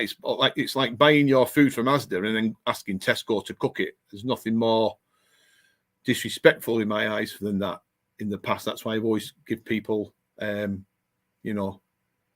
sorry, but you can't. It's all to do with our customer base and our people that we support. And of course, we don't expect everybody to buy their detectors off us because there's other shops they're competing against Unearthed, and I can understand that.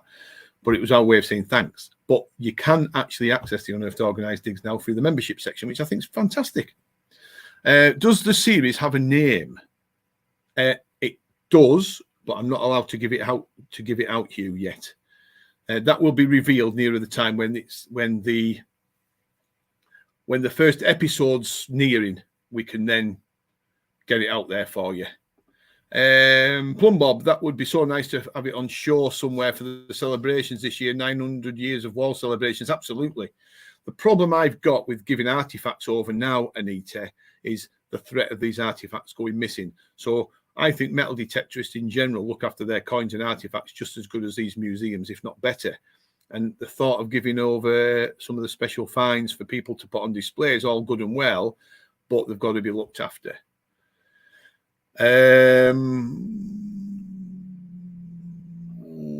Rob Quint says, I just rang my Chinese and ordered a Kit Kat, Mel. There you go. Absolutely fantastic. I wish I could get there. It might be a bridge too far, Mike, for people like you living in the northeast to get to Chester. It is quite a stretch, but I think you would have enjoyed this event. I really do. I think the guys that organise it, the Northwest NCMD, do a fantastic job. While we're talking about finds, by the way, I have got another find here that I've been carefully cleaning. Now, there's a story behind this. I don't know if you can see this, but I'm going to give you the impression. I don't know if it's a bit rubbish. Right, Mel. No, you can't see it. Sorry, guys. That's an impression of an extremely important seal with a knight on a horseback with a hunting scene below. It's got a greyhound or a lurcher chasing a hare. Now, this seal is going to be cleaned. The reason why I'm going to clean it, there's the seal. It's amazing with that knight on it. It's just absolutely amazing. The reason why that seal needs cleaning, because it's got a little bit of the impression wax in its detail. So I'm going to carefully clean that. I've got some artifact cleaning fluid that I can use. And that's one of the most important seals I think I've got in my collection, even though I didn't find that one. It was handed to me in good faith to look after while a gentleman went to live in America. So there you go. And he's laughing. Beautiful seal matrix. Yes. Oh, you meant the Unearthed Digs. Sorry, Mike. Yes, you're more than welcome to come to the Unearthed Organised Digs, sir. Yes, sorry, but Chester. Yeah, sorry, I'm getting mixed up. It is a beautiful matrix. It's a fantastic seal. It just absolutely reeks of medieval delight. It really is. It's a fantastic. It's a fantastic artifact. What fluid? There's a new fluid on the market that we're using, and it's a cleaning fluid for bronze artifacts, and you can also clean coins with it as well if you wish, and it's really good. We've just started selling it recently. We were lucky enough to get a little bit of a contract off the supplier, so it's on the Unearthed website at the moment. It's like a fluid. And you keep the artifact in the fluid for up to 20 minutes. And what it does, it softens and loosens all the debris. And then you can properly clean it without the damage. Because I'm always a little bit suspicious about cleaning fluids, but this is really good stuff. Always welcome, Mike. You are always welcome. And Russell says, do you show your finds locally? I do, yes. I used to go into, my son was a school teacher for about 10 years. My eldest lad, Jack. He's just actually got another job. He's come out of the teaching profession now. But he used to get me in to see the junior school kids. Am I right, Mel? Yeah. I get mixed up with it if they were infant school or junior, but they were junior. So I used to go in to do metal detecting talks in an afternoon, to large groups of school children to show them things like Roman coins and Roman brooches and hammered coins and things like that. And I always found that the children were very, very interested in what was hidden beneath. And they were very interested in the historical aspects of metal detecting. None of them asked how much it was worth. They were all... If it was as old as Donald Trump. One of them that was very interesting. I held up a Roman brooch. I kid you not. I held up a Roman brooch, a crossbow brooch, one winter's day, showing these children these coins and artifacts who were absolutely transfixed with the stories that I told them, based around my own metal detecting experiences out in the field. And one little gentleman, God love him, held his hand up and said, I actually asked how old did he think the brooch was, how many years old? And one young gentleman put his hand up and said, I think it's as old as Donald Trump. And he was deadly serious. And well, as you can imagine, the school teachers in the room were just falling around beside themselves because it was that funny. They didn't quite grasp a 1900-year-old brooch and Donald Trump in the same. They put them in the same category. It was amazing. But yeah, school kids, it's always good to show them.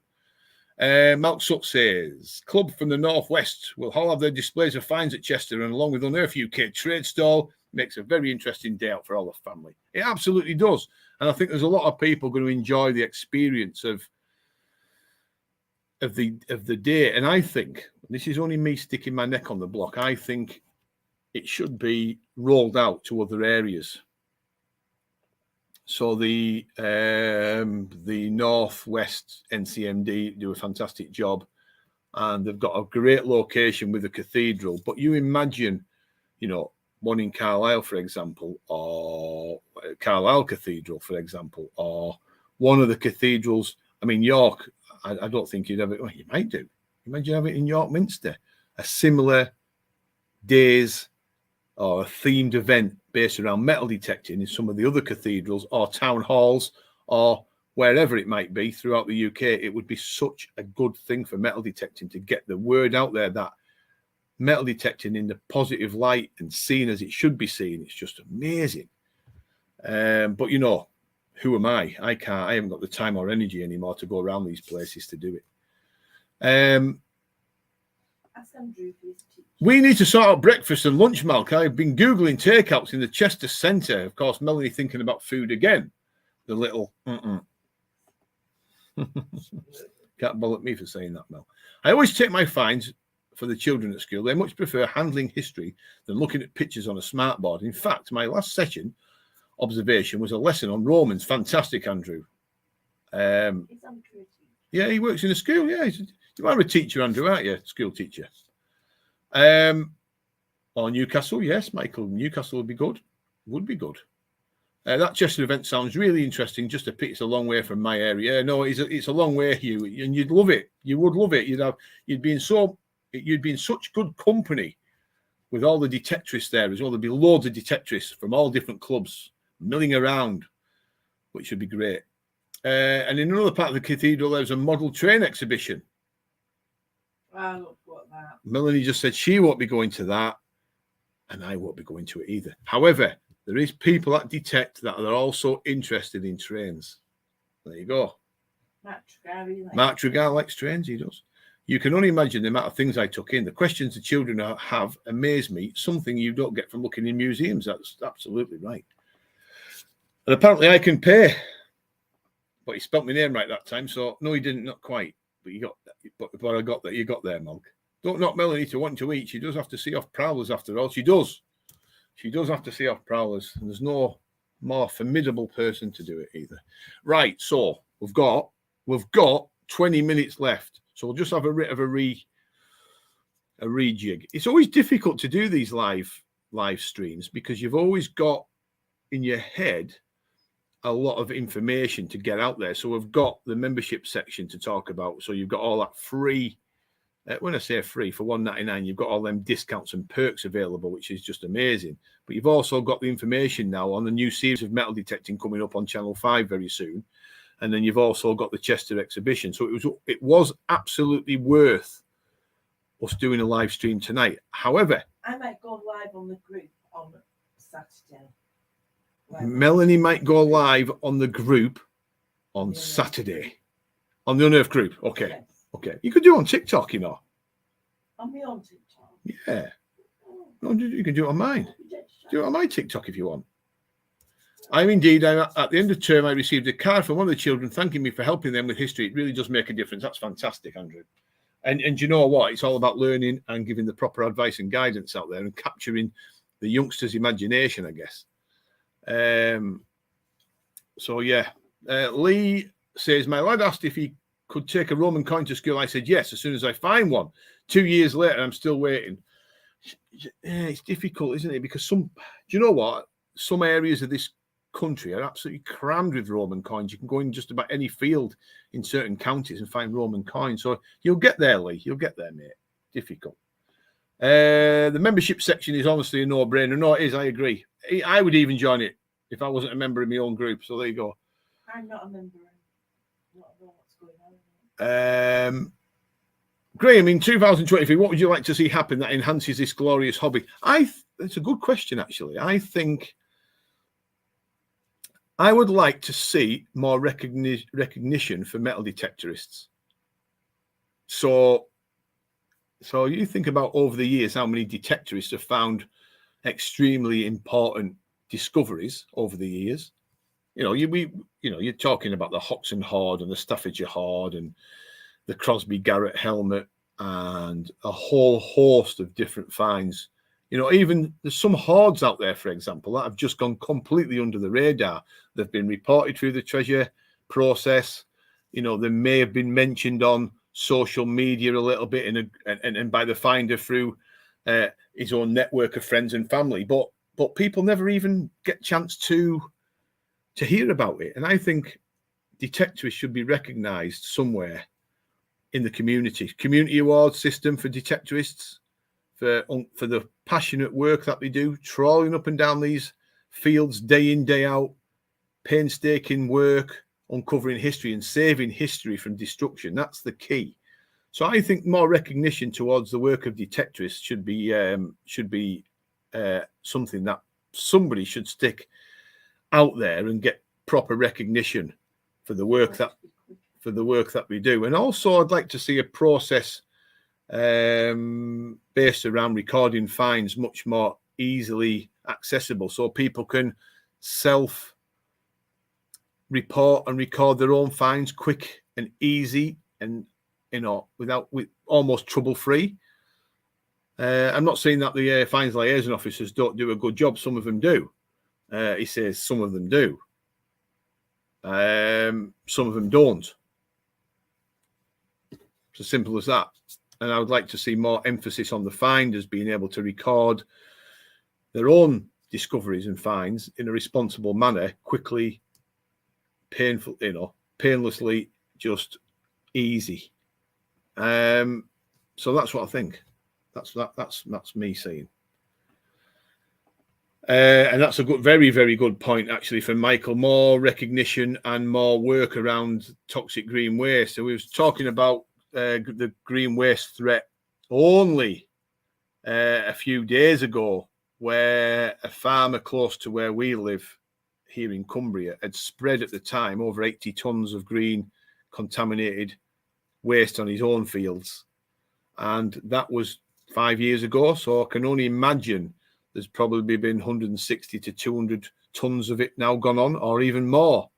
And I think the Environment Agency are the one agency that can step in and say, right, if you're not screening your stuff that's going through the recycling plant to make the compost and everything else properly, and it's got metallic waste in it, such as aluminium, batteries, needles, you name it, then it doesn't go on the fields. It literally doesn't go on the fields, because there's been, I would say, and I'm right in what I say, thousands and thousands of acres of land with historical finds on the land ruined by layers and layers of green waste going on top of it. And these items will never be found again. Can you imagine a scenario where in the future detectorists are called in to remove the toxic green waste from farmers' fields. So you can you imagine the scene? Like, imagine the scene, guys, right? 50 detectorists lined up with buckets strewn out in different locations along the field, then plastic builders buckets, and detectorists walking in lines, just literally detecting their way up the field back and forth and ridding the particular area and acreage of green waste and metallic waste. And at the end of the day, peering into these buckets just to see how much green waste is coming off.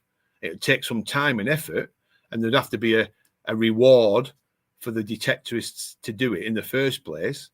But I can't see any other way of this metallic green waste, toxic green waste in some cases, ever being removed off land without the help of detectorists. Now, if I was a farmer and I didn't know, I mean a proper farmer, not like a sheep, a part-time sheep farmer like I am. I'm on about a proper farmer, and I had green waste strewn all over my land, unbeknown to me. The first thing I would be asking for is for it to be removed. Now, how would you remove that in a cost-effective way? It cost millions to get it scraped off and taken away, tons and tons of soil, contaminated soil. So I can see in the future green waste detectorists there getting rid of it. And it's mixing in with the food. It's mixing in with in the food chain. People growing crops and there's aluminium stuff strewn all over fields. That can't be good. Can't be good. No wonder we're poisoning the planet. Recognition from detectorists reuniting items from the year to owners that have lost precious items that mean so much to them. Anita says, very well said, Anita. I'm just doing that from the farmer, just to the permission. No, absolutely. There you go. There's one example, what I've just said. And I didn't even know that came up. People, detectorists, would play an active role in removing the contaminated metallic objects that are growing in the crops. Agree, everybody? Anybody agree? Because I can't see anybody else doing it. But you won't do it for nothing. There's no way on earth I'm putting an organised dig on for a load of people to remove green waste for the farmer for nothing. There'd have to be a financial, at least a financial reward for the detectorists, wouldn't there? You wouldn't do it for nothing, would you? You wouldn't be bending over all day on Sunday to dig green waste. Not a chance. And the people that would pay you would be the people that would put it on in the first place. It's now known as toxic green waste. There will be health problems in years to come. Absolutely. Absolutely. I mean, I have a farm that I can no longer visit.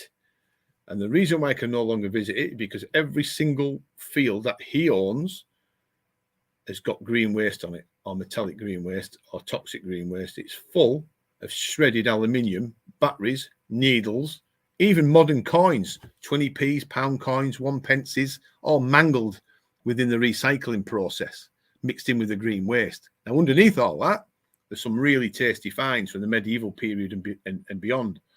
You're never going to get it out. We're never going to get it out. The farmers have even spread it on pasture. Which, I mean, how thick can you get? So it's not just going on arable land, they're spreading it on top of pasture, then driving over it to bed it down, then they're putting cattle on it. Just unbelievable. Some of the farming processes are barbaric, doing stuff like that. I removed more waste and fines, so I'm still doing some good. Yeah, no, it is. Take it away. And we take the lead for nothing, says Jimmy, which is true.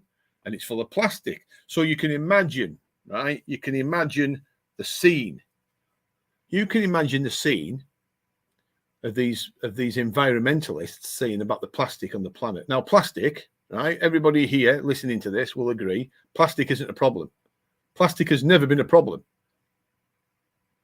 The problem is humans. So plastic has kept our liquids safe. Plastic has kept things clean and tidy. Everything we touch just about has plastic in it. Kept our food safe. Plastic is a brilliant, brilliant product, right? It's the way humans dispose of it that's a problem. So you've got this campaign going on, the plastic in the sea, and they're blaming plastic. Plastic isn't the problem. It's the way humans get rid of it. That's the problem. So the green waste, metallic green waste, the toxic green waste issue is as big as the plastics in the sea. The problem is we can't see it because it's naked to the eye. But if you could see what's under some of these fields, especially here in Cumbria, you'd be shocked the amount of green waste that's lurking under the soil. It's absolutely shocking. I went into a field not so long ago, about a year ago, with a single frequency metal detector, a high powered single frequency detector. Just on the off chance I might pick up a hammered coin. Just on the off chance that I might pick up a hammered coin. And the first sweep, I got seven signals in the first sweep. So 1, 2, 3, 4, 5, 6, 7, like a machine gun going off. And every single one of those signals was a mangled piece of aluminium scrap. Now, that was just one step. 7 signals in one step. So you can imagine how much stuff is strewn on that land that's growing crops in it. At the moment, they're growing sugar beet in it. Okay? So they're growing sugar beet in it. So it's a problem. It's a massive, massive problem. And it'll be as big, if not bigger, than the plastics in the sea. The only problem is we can't see it. And if you can't see something, then you're not going to get triggered by it. You're not going to get all, we need to get the environmentalists on it. I told the Green Party, they weren't interested. The Friends of the Earth weren't interested. Who else did I tell, Mel? Green Party weren't interested. Friends of the Earth weren't interested. The Environment Agency were hopeless. Absolutely hopeless as an organisation. Just a quango to me.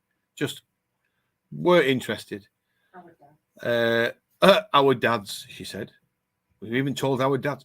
They've probably got more sense out of our dads than the 3 parties or the 3 organisations that I mentioned. There was somebody else. Oh, Greenpeace. I thought bollocks to it. I'll go for Greenpeace. Surely the Greenpeace will say something about it. Greenpeace never said anything about it. They don't understand it, you see. That's the problem, because it's a detectorist that's bringing it up. And then in their mind, they think of the first thing they can get out of, right? And the first thing they can get out, oh, he's a detectorist. He's only interested in it himself so he can detect it. Not thinking of the bigger picture, folks. There's a lot of farmers out there that don't know what's going on. Hugh, there you go. Farmhouse on recently full of IKEA fittings, and it's because all this material has been brought back into the recycling plants, and they mulch it all up to make this black compost that's strewn with all these metallic wastes. Now, one of our farmers in Cumbria refuses to have that on his land, and he calls it black shite. Sorry to swear, it's probably the first time I've swore on this channel, but that's exactly what he classes it as, because I always go to the farmers first before we have an organised dig and say, have you had any compost coming in from outside contractors?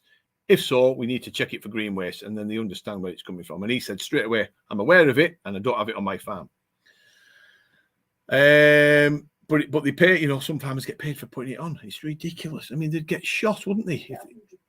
It's ridiculous. They get shot. The farmers would get shot if they found if these environment agencies and things came across to do an audit and said, hang on a minute, I'm going to check your land. What have you got on it? Whoa, there's a spike here. You've got full of aluminium on your land. I'm sure there's some way they can check it.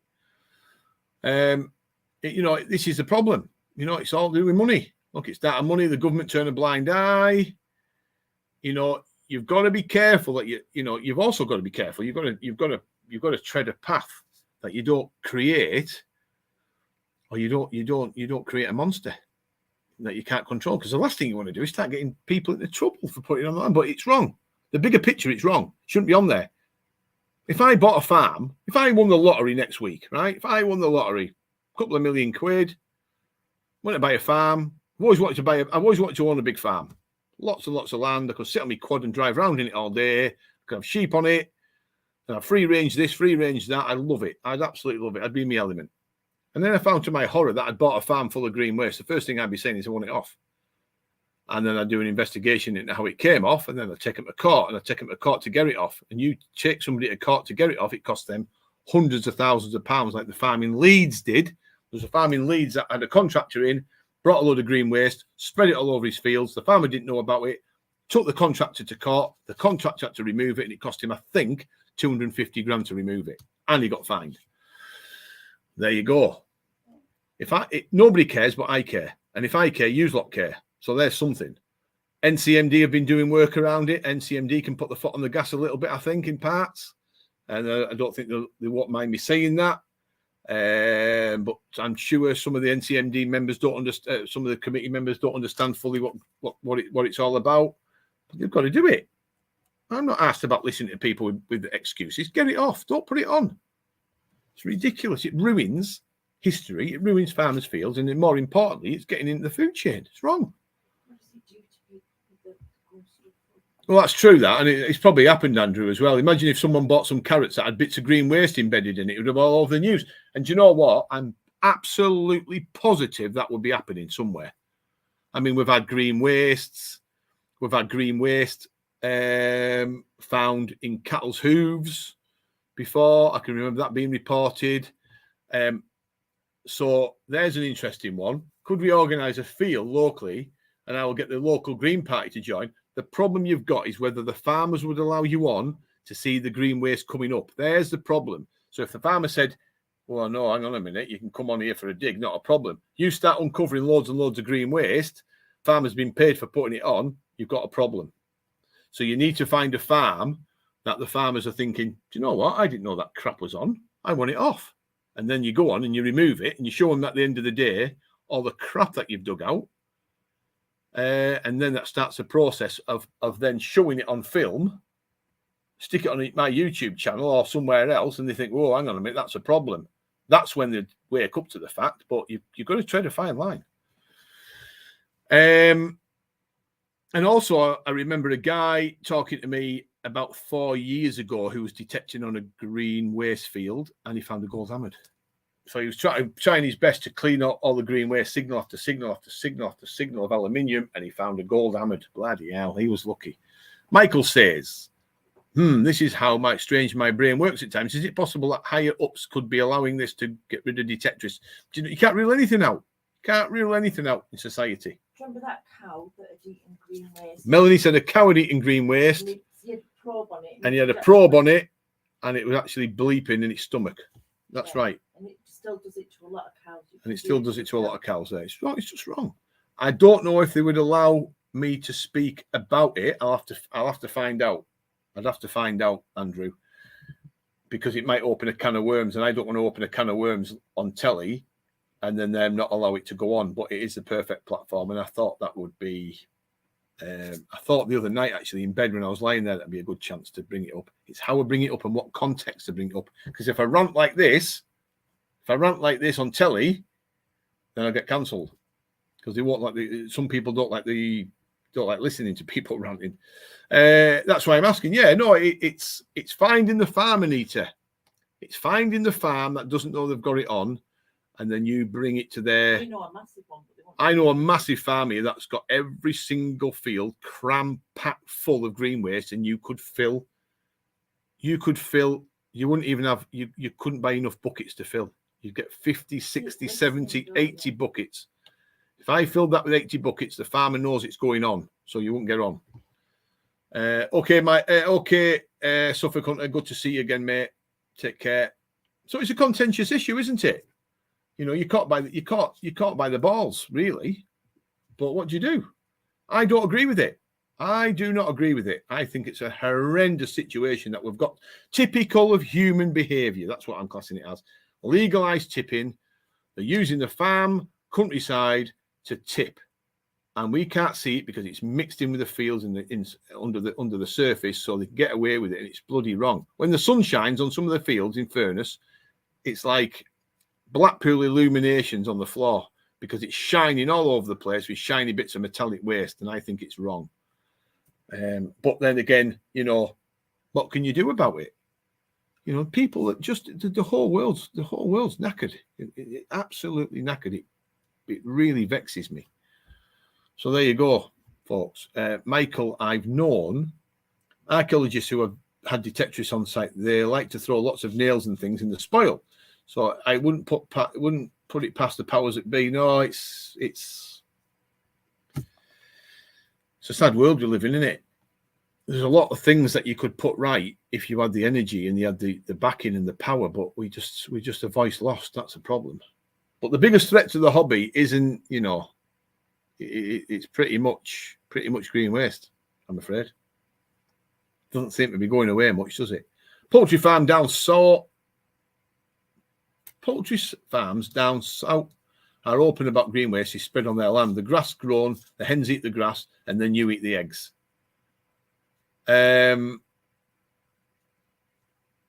Metallic eggs. There you go.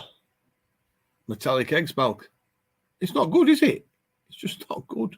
You know, you could have a whole live stream episode talking about the problems with metallic toxic green waste, but you'd never get. It's all about highlighting it to the Environment Agency. So the Environment Agency put on restrictions on these recycling plants to stop. It needs screening. You need proper magnetic screening to get rid of it before it goes on the fields. It needs to be screened before it goes on. The Environment Agency can then put the things in place to stop it happening. Not asked. Useless. Gene says one of my farms had it put on by a contractor. The farmer was absolutely furious when found out. See, there's a good one. So that farmer would be one to approach to say, right, we're going to get the green waste off for you. We'll spend a day with a group of detectorists. We'll get it off for you, or we can try our best to get it off. And you put a group of detectorists on there, knowing you're not going to make. You might make one or two good finds mixed in with the green waste, but your purpose for being at that farm that day is to get rid of all the metallic green waste for that farmer. And at the end of it, you put it in the buckets and you film it coming off, and you make people aware of what's going on to farmers' fields via some of these contractors. And that's the way to do it. That is the way to do it.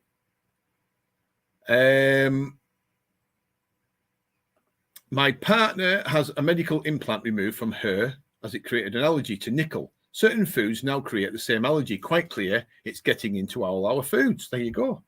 Andrew is a clever man. He's a school teacher. He knows his stuff. That's a worry. That's a concern. And the people watching this tonight probably didn't know about this, but they do now. How about approaching the Food Standard Agency? That could be another way in. The problem is detectorists are doing it, and detectorists are seen as a fly in the ointment, and you don't want to become enemies of the farmers, because the very people that let us on the land are the farmers. It's a horrible situation, but somebody should be sticking their neck above the parapet and saying this hidden, nasty, toxic, metallic waste is going onto the fields that are growing our crops in. Do you know what? I often think how people got into government. Right? I've worked with government officials, I've worked with MPs, I've worked with people from different political parties, and the vast majority of them are all the same. The vast majority of them are all the same. Absolutely hopeless when it comes to doing anything for the people. And do you know what? Can you remember ever in your life a political party doing anything that improved your life? And the only thing I can think of is the smoking ban inside pubs. So you didn't come out stinking of smoke. Unless you owned a pub. I can't think of anything positive that any of the governments have done in my lifetime. You might think of it something, I don't know. Very true. Out of that. Yeah, that could be something for the future, Anita. Yes. Could be something for the future. We could do that. Yes. Aluminium is a cause for Alzheimer's. It's been linked to it. Of course it has. There's no proven proof of it going into the food to cause Alzheimer's, but you can see where that's leading. I go on further and uncover the companies that make the stuff. Absolutely. Hidden camera, then leak it to the press. Yeah. I will only stop with proper laws and big fines. They're already getting fined. Like I said, that contractor in Leeds got fined for spreading it on a farm, unbeknown to the farmer, and the contractor had to take off the first 1.5 to 2 foot of soil. He had to scrape it off. You can actually find it online. You Google it, I think, and it came up the case study. And he got fined. I think it cost him 250 grand at the time to remove it 10 years ago, maybe 5-10 years ago.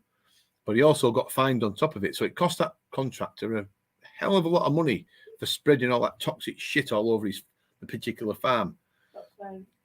I really think this will get worse with the advent of electric cars. The chemicals and metals in the batteries are deadly. And there's another problem as well, folks. There's another problem. So it's gone from a live stream talking about positivity, joining the YouTube Unearthed membership section, the Cathedral, Chester Cathedral event next Saturday, and also the up-and-coming episodes, new detecting episodes on Channel 5, to talking about the green waste. There's another problem, right? So we're talking about green waste, which is a massive problem, right? There's another problem, and that's the beaches. So the beaches here and in other parts of the country now are being strewn. I'll give you an example, right? Morecambe Bay.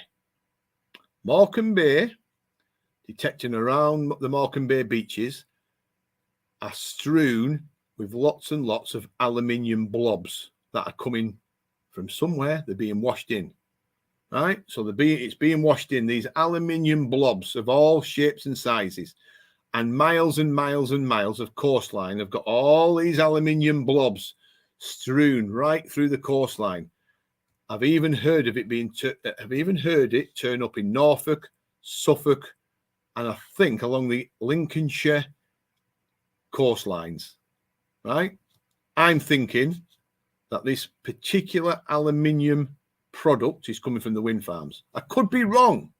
I could be absolutely wrong, but it's coming from somewhere in large quantities. And I can only think it's coming from the wind farms. I can only think it is.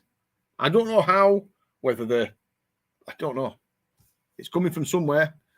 It's coming from somewhere industrial, or even worse than that, at night, these big ships are going out into the sea and dumping this stuff into the sea, and it's washing up. And there you go. There's an example. I found loads of them on Barrow to Ulverston Coast Road. There you go, which is Morecambe Bay. It's absolutely strewn with aluminium blobs for miles and miles and miles. So there you go. Where's it coming from?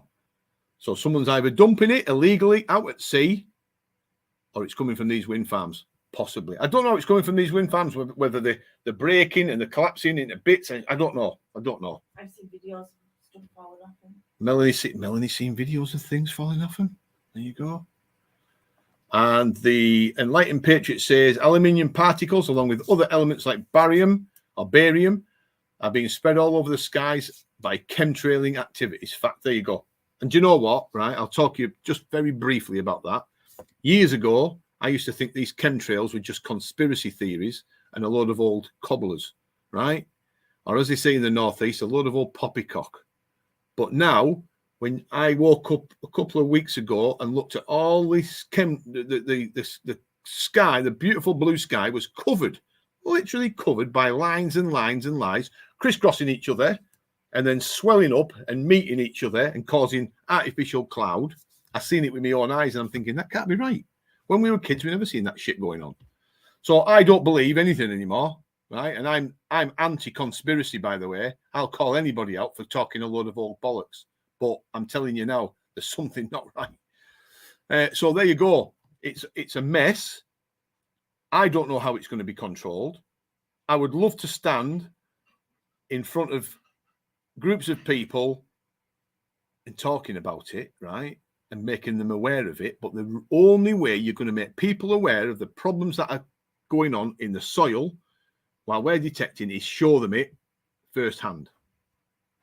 Show them it firsthand. So there. Russell, you go, mate. Not a problem.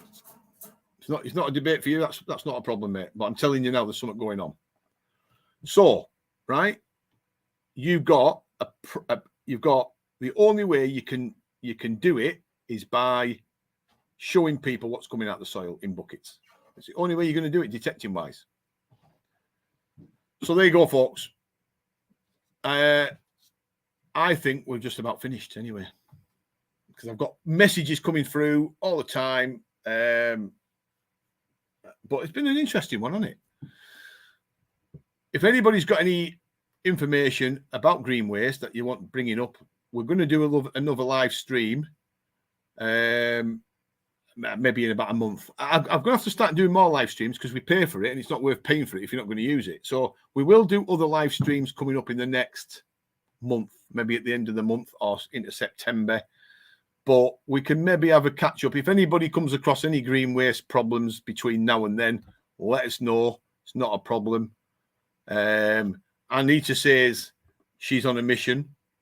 Because Anita feels passionately about the hobby of metal detecting. She's a really good lady detectorist. She finds lots of nice things. Let's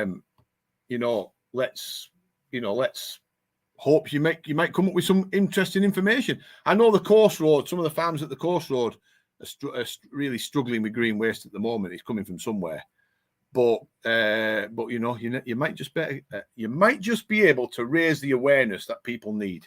There you go. Right, folks, good to see us all. Take care. And do you know what? On to the next. Bye for now.